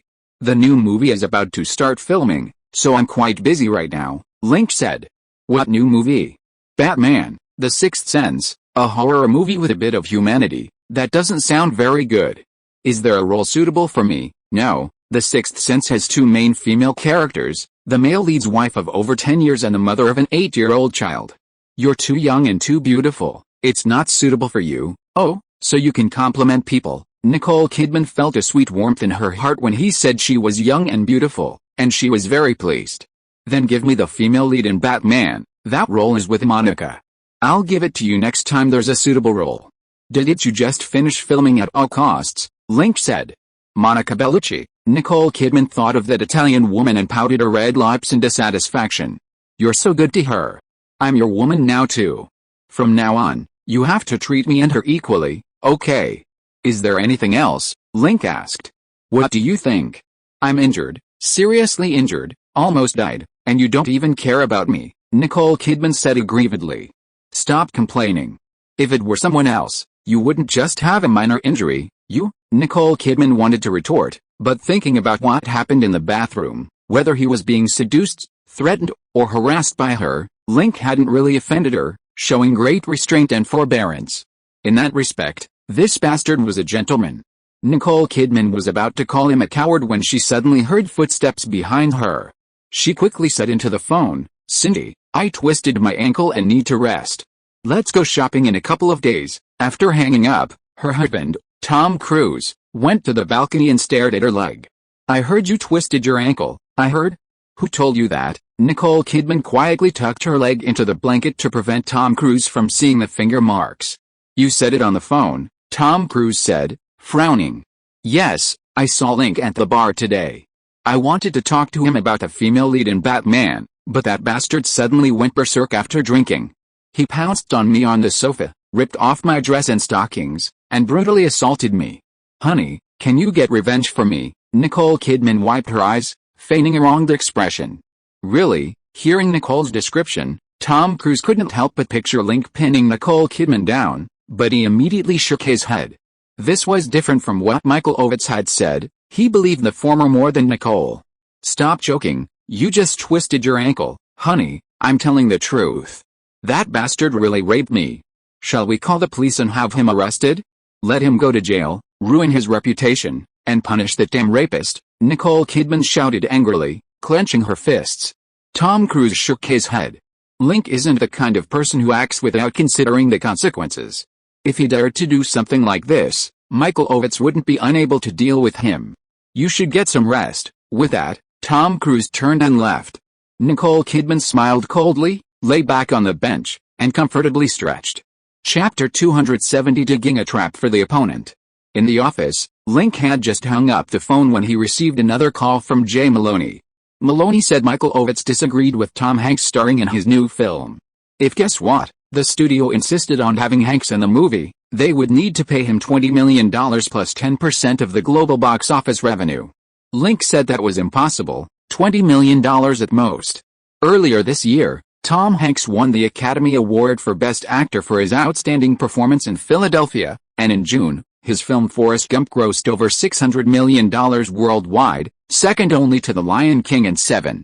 Hanks' salary skyrocketed as a result, making him the second Hollywood actor after Jim Carrey to reach $20 million. $20 million is already a record high in the acting industry. Michael Ovitz's offer to negotiate a share of the box office revenue for Hanks was clearly an exorbitant demand, an attempt to sabotage the collaboration. During his call with Maloney, Link stated that $20 million was the highest offer, not a penny more. Maloney said he would convey his message. After several days of negotiations, Tom Hanks' salary was settled at $20 million. CAA initially demanded $20 million plus 10% of the global box office, which Link refused.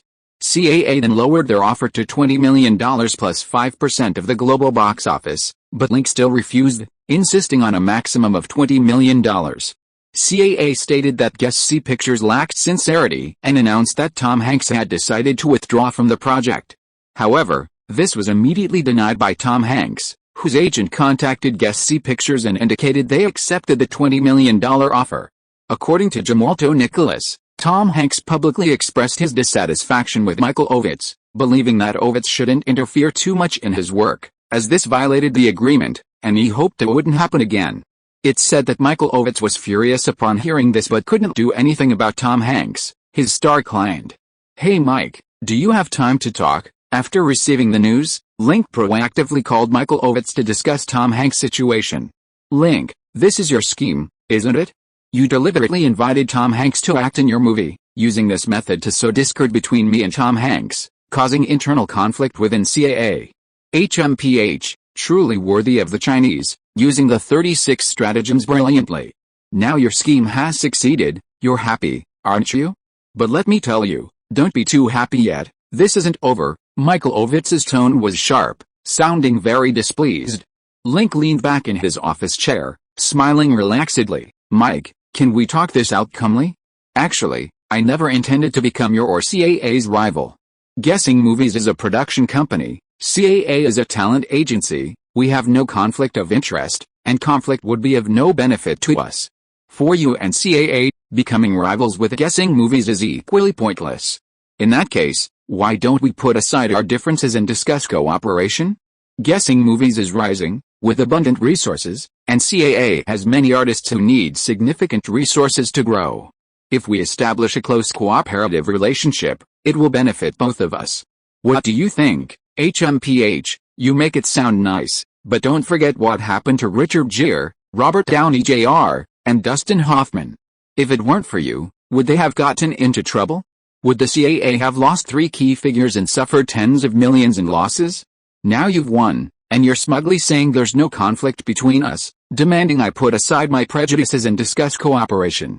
If I don't cooperate, it makes me seem petty.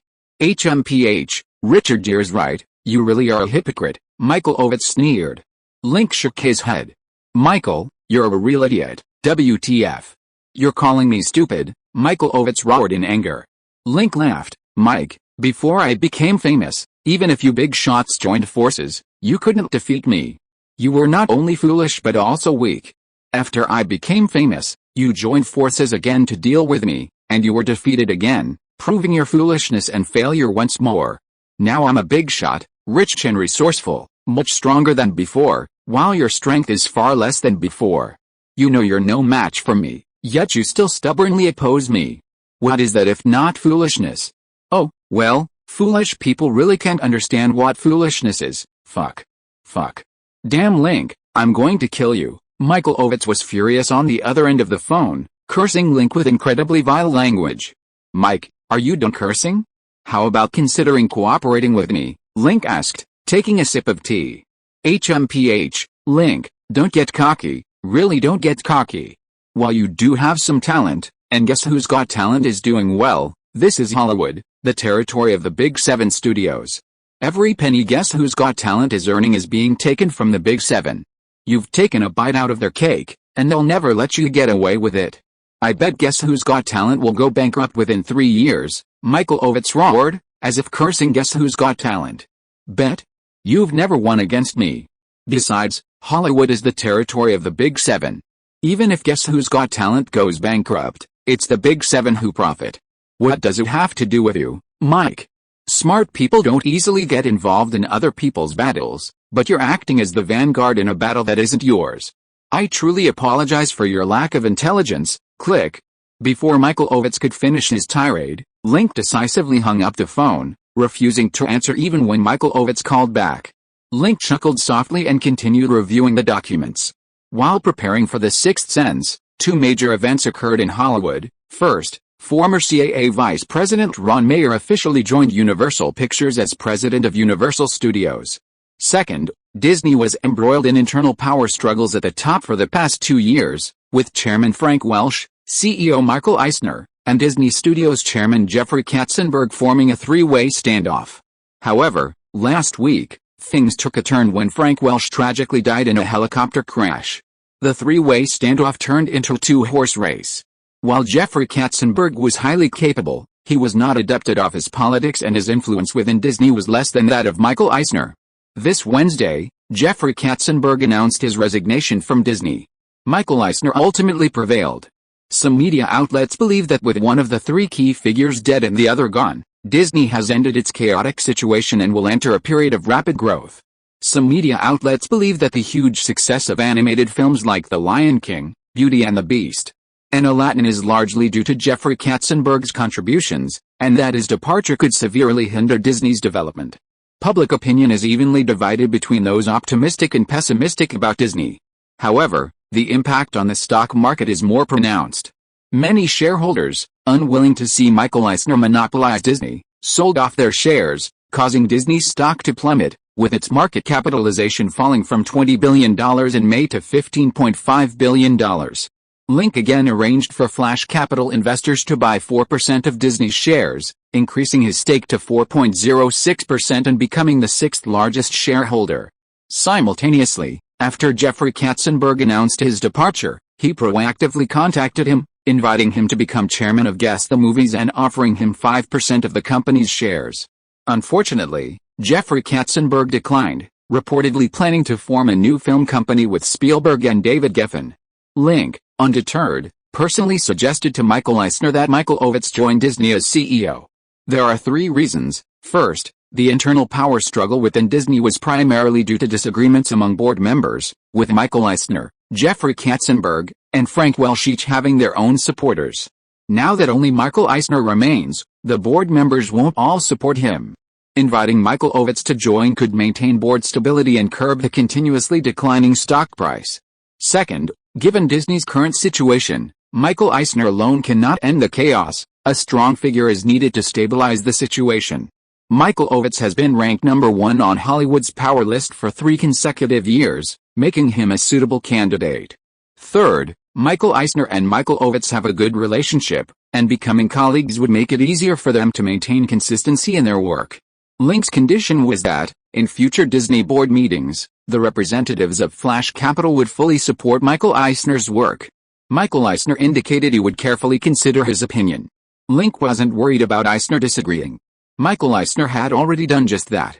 Amidst the internal turmoil at Disney, he brought Michael Ovitz to Disney as a front, gradually consolidating power until he had complete control, and then discarded him.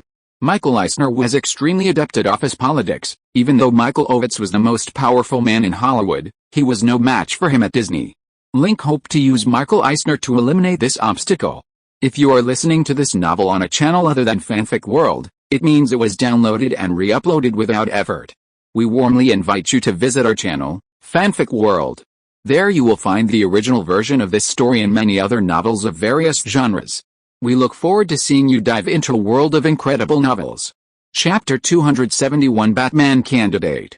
While Hollywood was undergoing changes, Link and his The Sixth Sense crew moved to Philadelphia, Pennsylvania, on the East Coast for a filming. Philadelphia was chosen because of its rich history compared to other cities, its many older buildings, tranquil environment, and high vegetation coverage, making it ideal for filming supernatural movies. Philadelphia, which earned Tom Hanks the Oscar for Best Actor this year, was also filmed there. However, when filming began, Tom Hanks was still studying how to play a psychiatrist and didn't join the crew, so Link didn't get to see his expression of returning to familiar territory. Scene 1, Shot 1, Action. With Tom Hanks absent, the crew filmed the scenes with a young boy Cole, played by child star Haley Joel Osment. Haley is 7 years old, 2 years younger than the script required, and previously played Forrest Gump's son in Forrest Gump. Over the past 2 years, he has grown up a lot, looking like a little adult, more mature than his peers. He is handsome and adorable, and his acting is very natural, which is why the crew lowered the age requirement to cast him. The actress playing Cole's mother is Holly Hunter, who won the Academy Award for Best Actress earlier this year for The Piano. Her portrayal of the mother in The Piano was very nuanced and well-suited to the role. The role of the doctor's wife, the second female lead, is played by Diane Lane. She performed well in her audition, and being a friend of Jodie Foster and Michelle Pfeiffer, Link specifically chose her in the final round. After filming officially began, her performance was good, living up to Link's expectations. Filming for The Sixth Sense began in early October. Because the initial focus was on filming scenes with a young boy Cole, the pace was relatively slow. They filmed only 2 or 3 shots a day, spending the rest of the time chatting with the little guy, telling him stories, guiding him on how to act, and helping him gradually get the hang of it. Fortunately, Haley has a high talent for acting. Many scenes only required a few patient explanations before he could quickly perform them. "Mommy, what are you thinking about?" In the dining room, little Cole looked up at his mother, Lynn Hill. Just 10 seconds after Mrs. Hill left the dining room, she returned to find all the drawers and cabinet doors pulled open, some more than a meter off the ground. Little Cole, only a meter tall, couldn't have done all that in 10 seconds, yet he was alone in the dining room. Mrs. Hill screamed in fright at the sight. "A lot of things," Mrs. Hill said, standing at the table. "Do you think I'm bad?" little Cole asked. "Hey, look at me." Mrs. Hill bent over the table, looking into little Cole's eyes. "I absolutely don't think you're bad, understand?" "Understood," Cole nodded. Link reviewed the footage and noticed a few issues. He went to the table and chatted with a young actor, Haley Joel Osment, telling him he did a good job, but a few parts needed slight adjustments to make it even better. Haley's father, Eugene Osment, was also a professional actor, and Haley's agent and acting coach. Sometimes, Haley's father would also provide guidance, telling him how to act. During the second take, Haley performed much better, although there were still some minor issues, but he didn't intend to interfere too much. To avoid ruining the natural talent the young actor displayed in his performance, he was allowed some improvisation, without being overly pressured to follow the script. While Link was filming in Philadelphia, many negative comments appeared in the media. Some criticized him for cutting in on other films while preparing for the Batman sequel, arguing that he was unserious and half-hearted, potentially resulting in both films being poorly made. Others claimed that Warner Brothers executives were dissatisfied with Link's approach and were preparing to replace him. Neither Link nor Warner Brothers offered any explanation for these reports, as there was no need. In early November, after finalizing the project budget, Warner Brothers transferred the first installment of $55 million to the project account. Preparations for the Batman sequel proceeded smoothly. Under Link's direction, the props team, costume design team, model makers, set designers, sculptors, and others began working, creating the props needed for the film according to his designs, and building the Batman filming sets in New York, Chicago, Cincinnati, and other locations. Meanwhile, the casting process also began. Gary Oldman was ultimately cast as Two-Face, having previously played Dracula in Bram Stoker's Dracula and the corrupt cop Stansfield in Leon, the Professional, showcasing his superb acting skills. Jim Carrey was cast as the Riddler. The role was designed specifically for him, and he was the most suitable choice. Nicole Kidman played Dr. Chase. The role was originally intended for Monica Bellucci, but Bellucci didn't want a purely decorative role, and she had better opportunities available, so the role went to Kidman. Michael Caine played the Butler. He also played the Butler in Nolan's Batman trilogy, and at 61 years old, his superb acting skills made him the perfect choice for the elderly Butler. Ryan Phillip plays Robin. His sunny and handsome appearance, coupled with his young age, perfectly fits the character's persona. Drew Barrymore plays the villainous assistant, Britney Spears.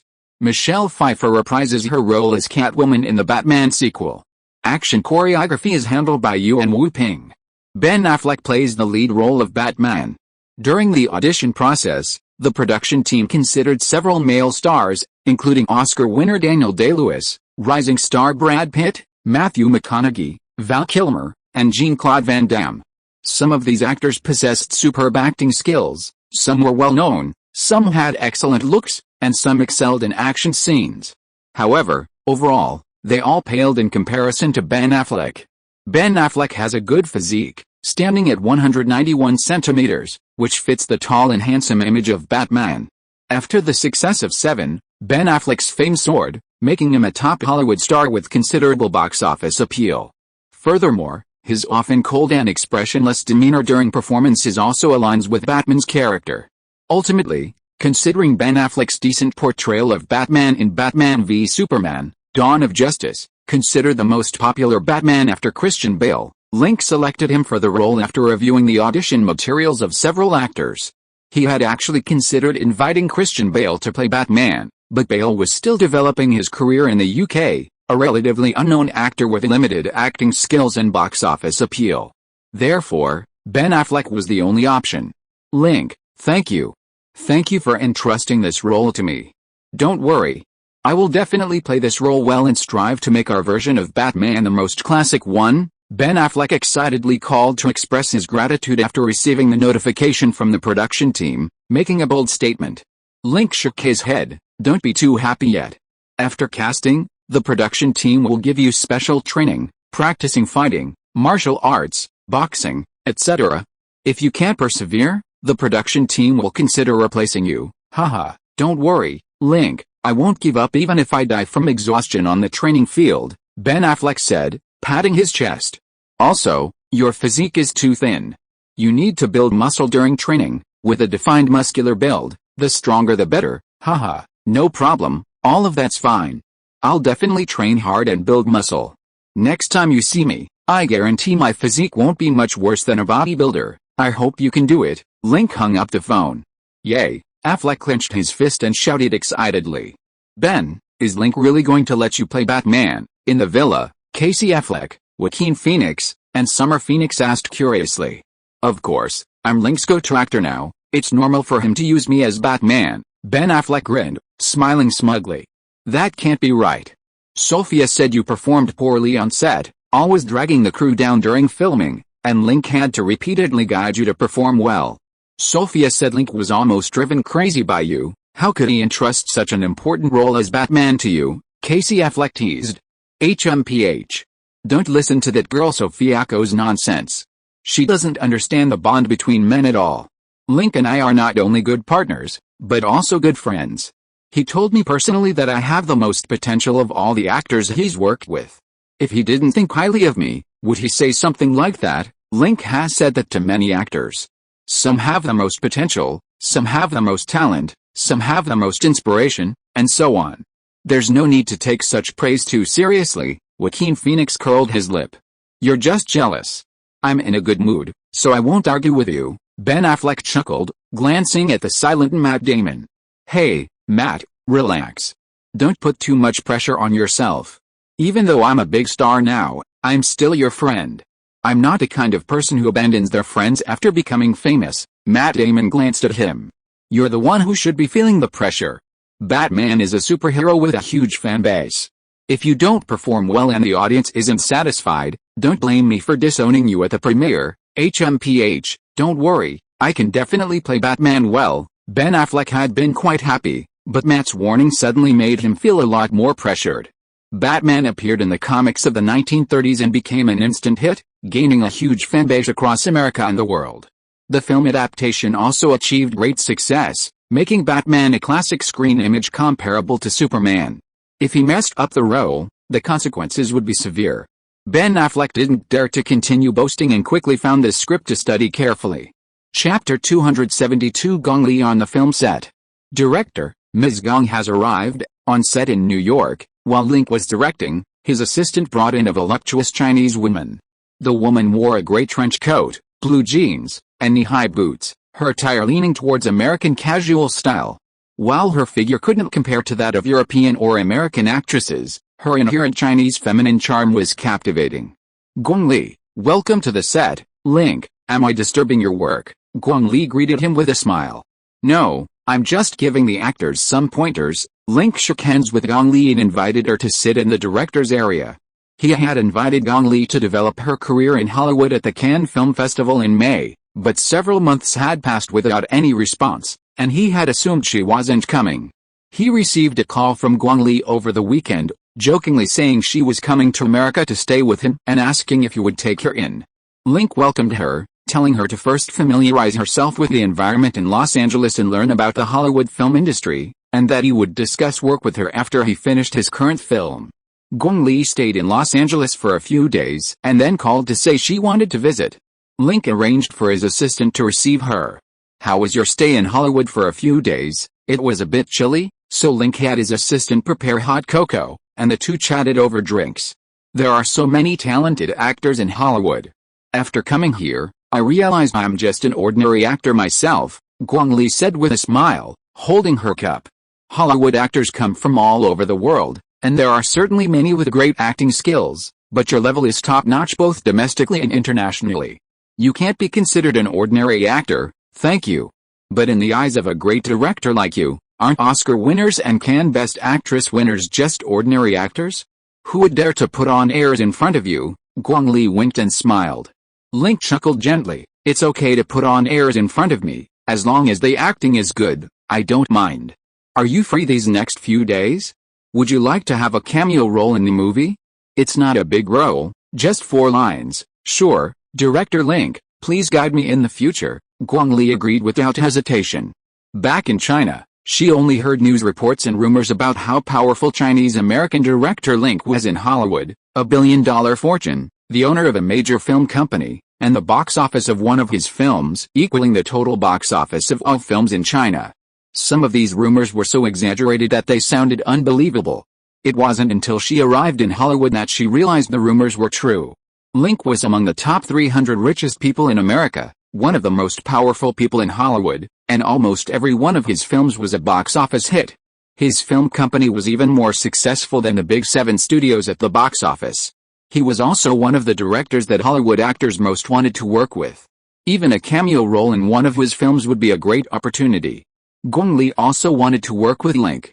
Link called his assistant, gave Gong Li an acting contract and a script of her lines, and told her to go downstairs to prepare for filming the day after tomorrow. Gong Li's cameo role was a doctor. The male lead, Cole, was invited to a classmate's birthday party but was locked in the attic by his classmate. A murder had occurred in that attic, and a ghost lived there. After being locked up, Cole let out a scream.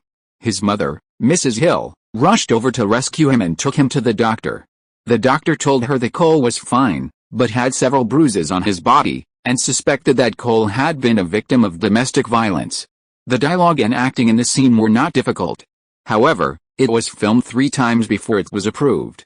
The reason was that Gong Li's performance couldn't blend in with the Western actors, and it looked rather out of place. Link was quite patient with his own people, explaining the scene to Gong Li again and again, slowly guiding her. Gong Li, relax, don't be too tense. This is just a small role, it doesn't require too much acting skill or too complex emotions. Okay, I'll try again. Gong Li nodded and sat down again.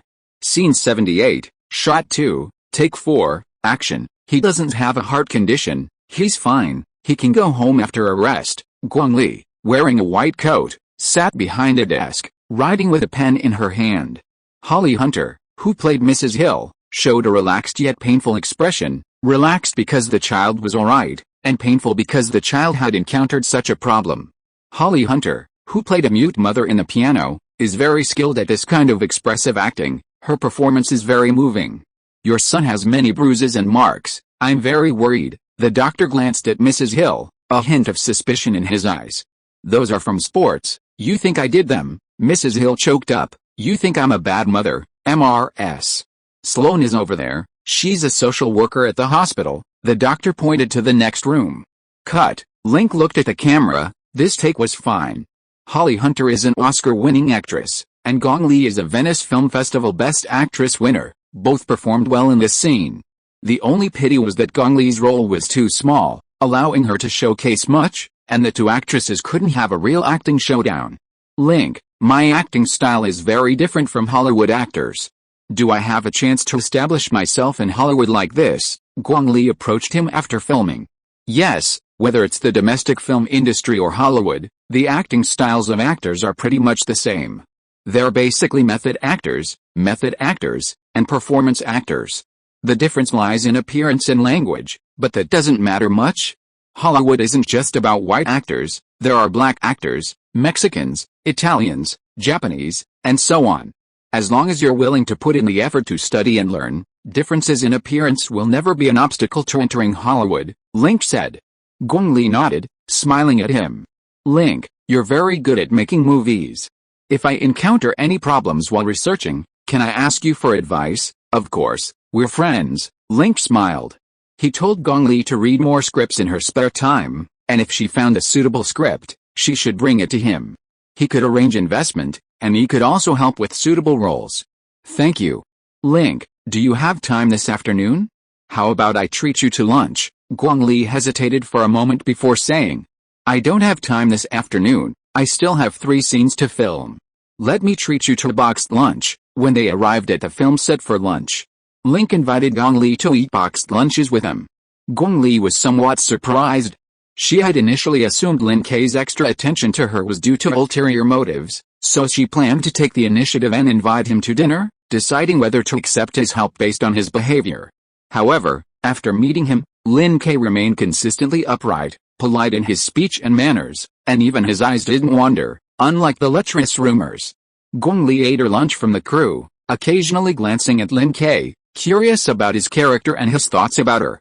At the opposite table, Lin K ate while reading the director's script, his mind blank. During work, he only had his job in mind, not women. He wouldn't waste time and energy thinking about women. Doing so would not only waste time and brain cells, but also affect the quality of his work, even impacting box office revenue and physical compensation, a very unwise move. His view on Gong Li was to let things take their course, he wouldn't pursue or force anything, leaving the outcome to chance. After filming wrapped, Gong Li stayed on set for a week, then said she wanted to visit a performing arts school in Los Angeles. Link supported her decision. Chapter 273. As expected of an Oscar-winning actor. After seeing Gong Li off, Link continued filming. Since Philadelphia is very close to New York, less than 150 kilometers away, Jennifer Aniston, Courtney Cox, and Lisa Kudrow often secretly came to see him during filming. Sometimes Jennifer came alone, sometimes all three, and sometimes the latter two would come quietly. They came quietly because after Friends aired, the three of them gradually became famous, becoming household names. Jennifer Aniston, in particular, with her sweet looks, sexy figure, and funny personality, became a sensation across America for her role as Rachel Green, her fame rivaling that of top-tier film stars. If paparazzi had photographed the three of them coming to Philadelphia to have sex with Link, the news would likely have caused a national sensation. Besides them, Monica, Jennifer Connelly, and Liu Xiaoli also took turns visiting him, ensuring he had somewhere to vent his frustrations during filming.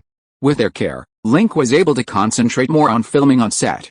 Cut. After filming a scene, Link called a pause and stared at the monitor screen repeatedly. This was Tom Hanks' first scene since joining the crew.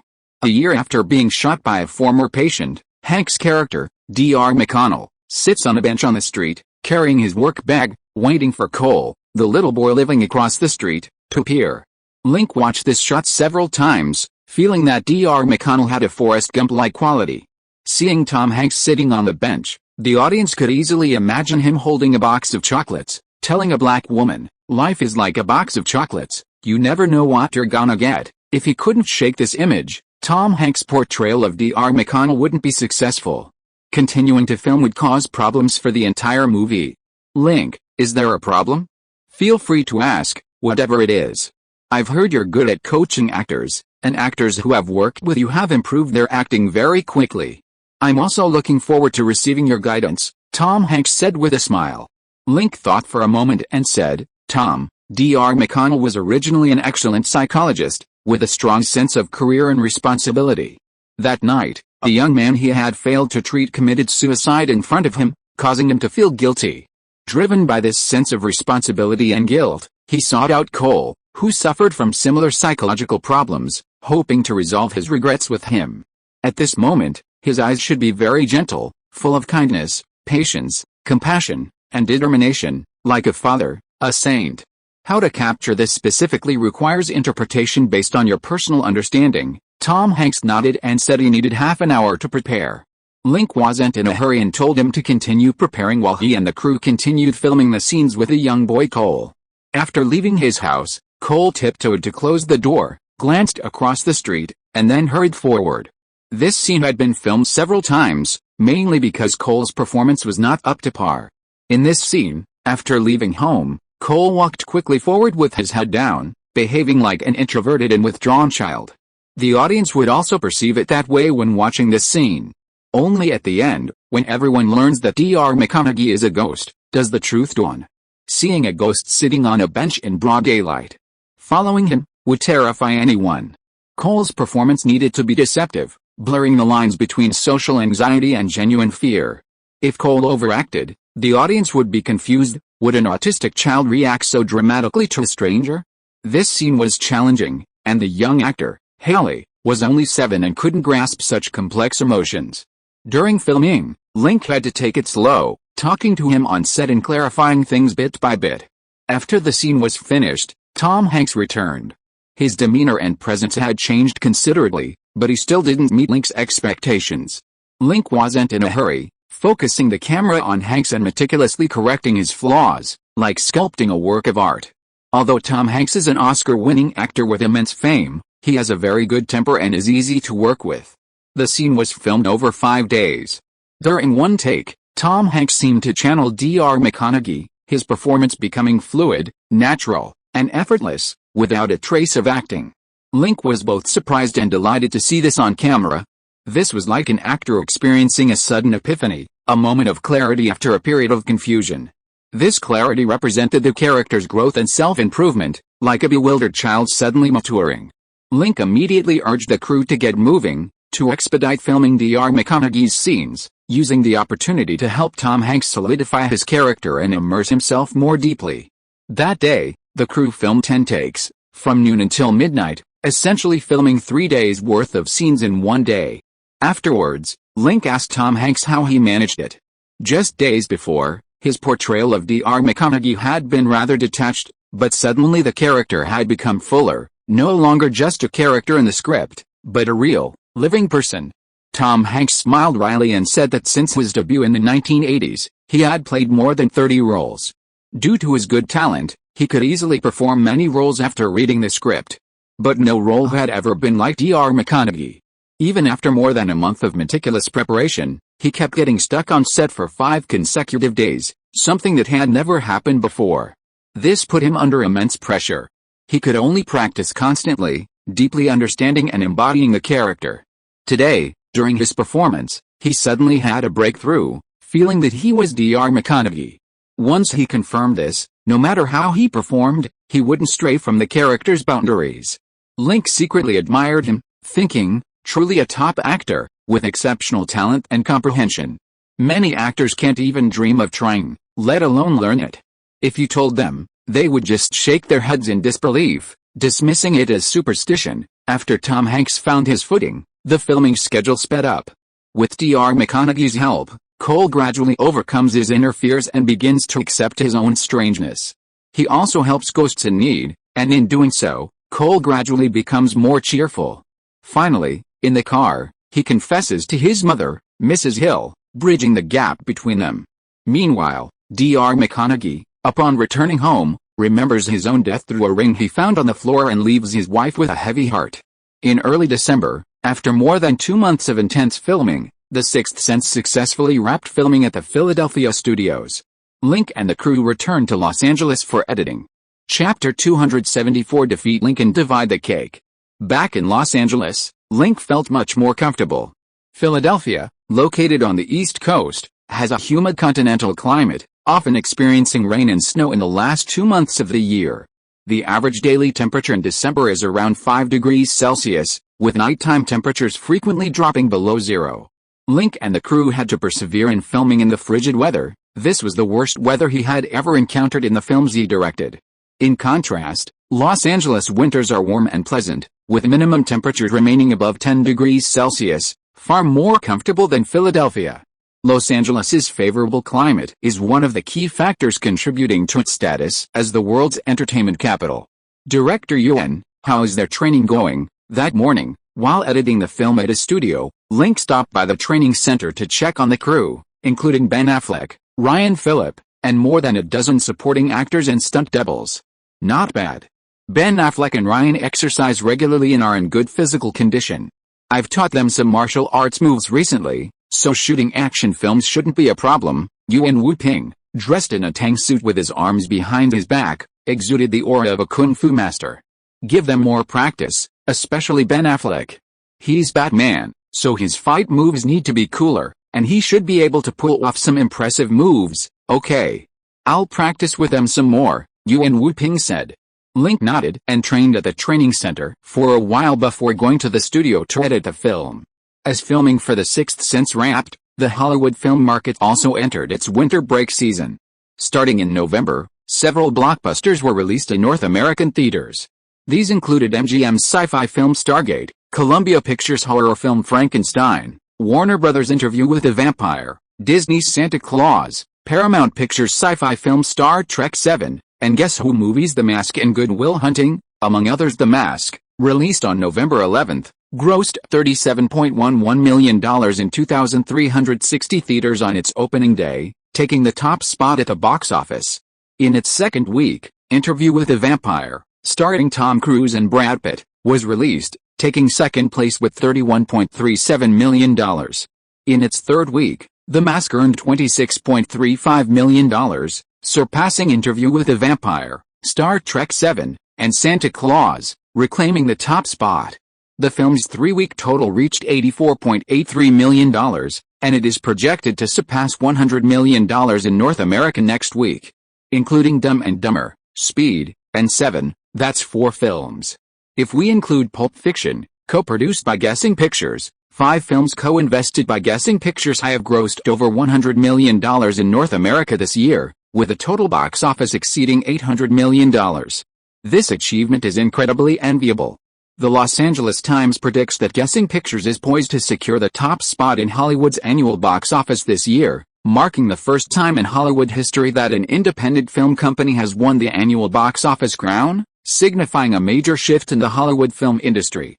Meanwhile, a recent survey by Businessweek showed that Guess Movies' market capitalization had surpassed the initial estimate of $500 million at the beginning of the year. Even if the valuation reached $1 billion in the next round of financing, many investment institutions would be willing to take over. If the second round of financing is successfully completed, Guess Movies will rank 8th in the film industry's market capitalization rankings, becoming a veritable new Big 8. Founder Link's net worth has also surged again, exceeding $3 billion, or even $4 billion. Damn it. Is this bastard robbing us? Michael Ovitz looked at the data in the newspaper, pounding his fist on the desk in anger. He felt deeply humiliated after being scolded by Link on the phone last time and wished for Guess Movies to go bankrupt. But things didn't go as planned. In recent months, Guess Movies has been reporting a string of successes, with one blockbuster film after another, and Link is making money non-stop. Fortune magazine estimates Link's net worth at over $2.6 billion, making him the highest-paid celebrity in Hollywood. Every time Michael Ovitz sees this news, he feels like he's going to vomit blood. He picked up the phone and called Ron Mayer, the current president of Universal Pictures, asking how they planned to deal with Link. Mayer said that Universal would continue to produce big-budget films to compete with Guess Movies and other studios at the box office. They were also prepared to collaborate with Link to secure more revenue. Michael Ovitz wasn't satisfied with this answer and asked if they had any more ruthless tactics. Guess Movies films were currently dominating the box office, causing other studios' films to falter. He described Guess Movies as extremely aggressive, like a deep-sea shark. Allowing it to continue growing unchecked would have a greater impact on the revenue of Universal Pictures and other studios. Mayer said Guess Movies' rise was a fait accompli and there was nothing he could do for the time being, asking for suggestions. Ovitz suggested that Mayer try to poach talent and film projects from Guess Movies, continue to suppress their films in terms of publicity and distribution, and increase their marketing costs. Meanwhile, he continued to apply high-pressure tactics against Guess Movies until it went bankrupt. Mike, this is too difficult. Hollywood isn't just Universal Pictures. If we suppress Guess Movies, Columbia Pictures, Warner Brothers, and MGM cooperate with Guess Movies, this suppression will not only be ineffective but also a waste of time and money. It's not worth it, but it should still be done. Do you want to see Guess Movies become a behemoth, dominating Hollywood? Michael Ovitz said. Mike, I've said it before, Hollywood isn't just Universal Pictures. There are other companies. Telling me won't help. If you can convince the executives of other film companies, I'm happy to cooperate with your actions. Until then, all I can do is manage the company well, create more profits for shareholders, and try to stay in the position of CEO of Universal Pictures longer. Langmeyer said he had other work to do and then hung up the phone. Michael Ovitz gritted his teeth and continued calling Sherry Lansing of Paramount Pictures, Barry Diller of Fox, Michael Eisner of Disney, and Miguel Goss of Warner Brothers, inviting them to join forces to suppress Guess Movies and carve up the lucrative company. They all agreed, asking him to help make connections. They would also step in if other film companies were willing to cooperate.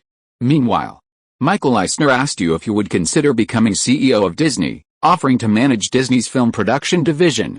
Michael Ovitz was very interested. Disney was one of the 7 major Hollywood studios and the highest valued film and entertainment company. Joining Disney would allow him to leverage the company's resources to compete with Link in Guess Movies. The potential was huge. However, Michael Ovitz didn't immediately agree, saying he needed to consider it. As the president of CAA, he had connections with the 7 major studios, and they all gave him face. If he joined Disney, he would become a competitor with other film companies, making it less convenient to cooperate against Link. So becoming CEO of Disney has its advantages and disadvantages. After hanging up the phone, Michael Ovitz thought of Nicole Kidman again. Now that she was the female lead in the Batman sequel, she would have the opportunity to meet Link during filming. If Nicole Kidman was proactive, she had a good chance of getting Link into bed. Once they slept together, everything would be much easier. Michael Ovitz called Nicole Kidman and said that Link had finished filming The Sixth Sense and was back in Los Angeles. He told her to call Link often to cultivate their relationship and try to win him over as soon as possible. Mike, I really want to do what you say, but you know Tom is a very suspicious person. Sometimes when I go shopping with friends, he interrogates me about where I went, what I did, and whether I went on dates with men. If I call a friend, he interrogates me about who called, what I said, and even my clothes, shoes, and hairstyle. Everything has to conform to his aesthetic. He's driving me crazy. He treats me like a slave, forbidding me from doing anything. I don't have the time or opportunity to seduce Link. Maybe you should find someone else. Nicole Kidman sounded aggrieved on the phone. Michael Ovitz thought for a moment and realized that Tom Cruise was indeed that kind of person. Nicole, don't worry, I'll talk to Tom in a bit and tell him not to be so controlling. Will Tom listen to you? I'll convince him, Michael Ovitz said confidently. Okay, I believe you, but this is too risky. If it gets exposed by the media, my reputation will be ruined. Tom will divorce me, and I might end up with nothing. I hope the company can give me some compensation in advance." After considering it, Michael Ovitz agreed, but also hoped that she and Link would have more substantial contact, instead of stagnating. Nicole Kidman said she would definitely do it. After the conversation, Michael Ovitz called Tom Cruise again, persuading him not to keep an eye on Nicole so much and to give her more freedom so she could have opportunities to get to know Link. Tom Cruise said that Nicole Kidman was becoming increasingly unreasonable, not only sleeping in separate rooms from him but also not letting him touch her. She always dressed up beautifully before going out, as if going on a date, and he suspected that Nicole Kidman might be cheating on him. Michael Ovitz advised him not to overthink it, that the most important thing was to deal with Link. Once Link was defeated, everything else would be fine. After convincing Tom Cruise, Michael Ovitz looked through the company's roster of actresses, preparing to find 2 backup candidates. With his 3-pronged approach, he was sure he could take Link down. Chapter 275. It's also wrong not to be a scumbag. Link, Michael Ovitz just called me, telling me to seduce you. Isn't that interesting? Link received a call from Nicole Kidman as he left his studio for lunch. After the bathroom incident, Nicole Kidman had been calling him more frequently, every day for whatever it was, big or small. This time, Nicole Kidman told him that Michael Ovitz had called her, hoping she would spend more time with him, get into his bed as soon as possible, and ideally take intimate photos of the two of them, then use that to create a media frenzy and ruin his reputation. Link was speechless at this scheme. Although he was a bit lecherous, he didn't sleep with just any woman, and besides, he had so many beautiful women around him who were highly resistant to honey traps. Michael Ovitz would have to put in some effort to bring him down using this method. Michael Ovitz is a veteran in the entertainment industry, cunning and shrewd. You'd better be careful when working with him, lest you get sold out without even realizing it, Link said while eating his pizza. Are you worried about me? Nicole Kidman laughed. Sort of, haha, I know, I'll be careful. Do you have time today? How about a date at my place? No time, I'm editing, then I'll come to your studio. We can date there. I'll change into my sexiest lingerie before I come. Do you want to see? No, the studio is for work. I won't do anything else here. HMPH, you said you couldn't date on set when you were filming. Now that you're back in Los Angeles, you still don't have time for a date. Link, do you hate me? Nicole, you're a married woman, not a single woman, you bastard. Now you know I'm a married woman? Why didn't you think of me as a married woman last time in the bathroom? Sorry, I was impulsive then and didn't think of that. I'm calm now. If this gets photographed by the paparazzi, it will affect not only my career but also yours. If you don't want to be an actress and don't care about your reputation and honor, then I welcome you to come on a date anytime. Can't we date secretly? In your car, or in the studio, it's fine, forget it. Michael Ovitz's paparazzi are watching us. I don't want to be labeled an adulterer by the media. HMPH. You're such a coward. Nicole Kidman angrily cursed him a few times, then softened her tone, saying she missed him terribly, and often dreamed about him. She hoped to go on a date with him. Link didn't have high expectations. Although Nicole Kidman was a great beauty, she was still just a woman, not as sweet as Monica or Jennifer. He wouldn't give up several beauties at home just to date one woman. It wasn't worth it. After hanging up, Link continued eating lunch. In the afternoon, he attended a preview screening of Paranormal Activity 2 at the company cinema. The movie was of good quality, the plot was quite exciting, and the picture quality and special effects were more upscale than the first film, making it a relatively excellent horror movie. Link served as the film's producer, screenwriter, and editor, and received a 1% director experience bonus and a 1% physical fitness bonus after the preview screening. After attending the preview screening, Link returned to his studio to continue editing. It took him 3 weeks to complete the editing of The Sixth Sense, which he then handed over to the production department for post-production. Link, you're really busy. It's not easy to see you. Link hadn't even had a chance to rest after finishing the film when Jodie Foster blocked his office door. Really? I didn't hear from my secretary that you came to the company to see me. If you came, I would see you no matter how busy I am. Link invited Jodie Foster to sit down in his office for a chat. HMPH, I know you're editing a film, and I didn't want to bother you, so I didn't come to see you. Yes, you're very considerate of others, Link praised her. Jodie Foster rolled her eyes at him. This guy always knew how to say nice things. It made it impossible to get angry with him. Alright, enough with this small talk. I'm here to talk to you about work. What work? Well, you're the producer of Hatchie, A Dog's Tale, and the film is about to start shooting, but you haven't talked to me about it at all. Don't you think that's going too far? Jodie Foster was very dissatisfied. They had initially agreed that she would direct the film, and Link would be the screenwriter and producer, working together on Hatchie, A Dog's Tale. However, after the film was greenlit, Link was busy preparing for the Batman sequel, and before Batman even started filming, he jumped in with a new movie. This meant Link had no time to follow up on Hatchie, A Dog's Tale, and she hadn't had a chance to discuss it with him.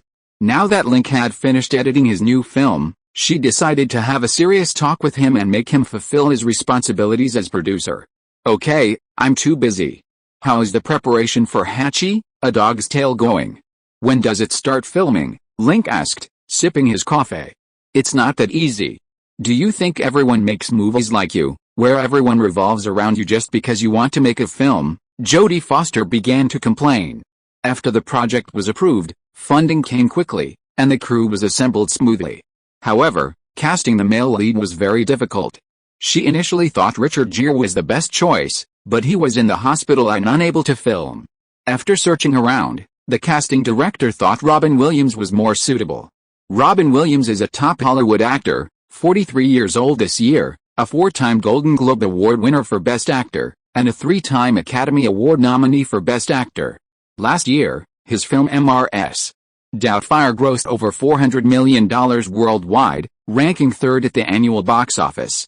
Robin Williams is suitable for comedies, musicals, family dramas, etc. With superb acting skills, he's a versatile actor, and inviting him to play the male lead would be perfect. However, Robin Williams had been filming Jumanji for the past few months and didn't have time for other films. To wait for Robin Williams, the production had to be delayed for several months. Meanwhile, the crew is also selecting and training Akita dogs in preparation for filming. If all goes well, filming will begin early next year. Take your time, no rush. I believe in your abilities, I'm sure you can make this movie well, Link said. Nothing more than encouragement? Everyone in the industry says you're not only an excellent director but also a highly capable producer. Is your ability just talk, just empty encouragement? Jodie Foster teased. Link smiled. Okay, after filming starts, I'll be on set as the executive screenwriter, editor, and assistant director, working alongside you step by step. Is that enough support? You said it yourself. I didn't pressure you. Let's high five. Jodie Foster said with a smile, extending her hand. Link gave her a high five. Jodie Foster relaxed as if relieved, glancing at him while sipping her coffee. How did things go with Diane during the filming of The Sixth Sense? Diane is Diane Lane, who played the wife of Dr. McConnell, the second female lead, in The Sixth Sense. She was chosen for the role because her image was suitable, and also because she was friends with Jodie Foster and Michelle Pfeiffer. Not bad. Why are you asking this all of a sudden? Did you two sleep together? Jodie Foster's eyes were full of curiosity. Of course not. I brought her to the set to film a movie, not to pick up girls. I don't like to picking up girls on set, but the newspapers say that almost every actress you've worked with sleeps with you. Why didn't you sleep with Diane? Did you not like her? Those are all rumors, not to be believed, but Diane was very sad after filming because you didn't sleep with her or show her any affection. Diane was very hurt and thought she wasn't attractive. She was very depressed. I think you should apologize to Diane. Are you kidding me? Is it wrong for me not to pursue her? Link looked at her blue eyes and found her gaze very serious. You should look at this from a different angle. You slept with all the actresses you've worked with, but not her. Isn't that discrimination? Whether it's discrimination based on appearance or age, you hurt her. Shouldn't you apologize? Jodie Foster pursed her lips and argued forcefully. Link nodded. That makes sense. To apologize? I'll ask Diane out. Okay, I'll tell Diane for you and tell her to prepare. Jodie Foster chuckled. Link looked at her questioningly. Why are you so excited about my date with Diane? Nothing. I just think your date must be fun. Jodie Foster laughed. Link shook his head, unsure of the peculiar tastes of lesbians. End of this chapter. Thank you so much for reading until the end. Don't forget to give it a like. Looking for more exclusive content and immediate access? subscribe to our Patreon. Remember, every like, subscription or donation encourages us to continue. Thank you all. See you in the next video.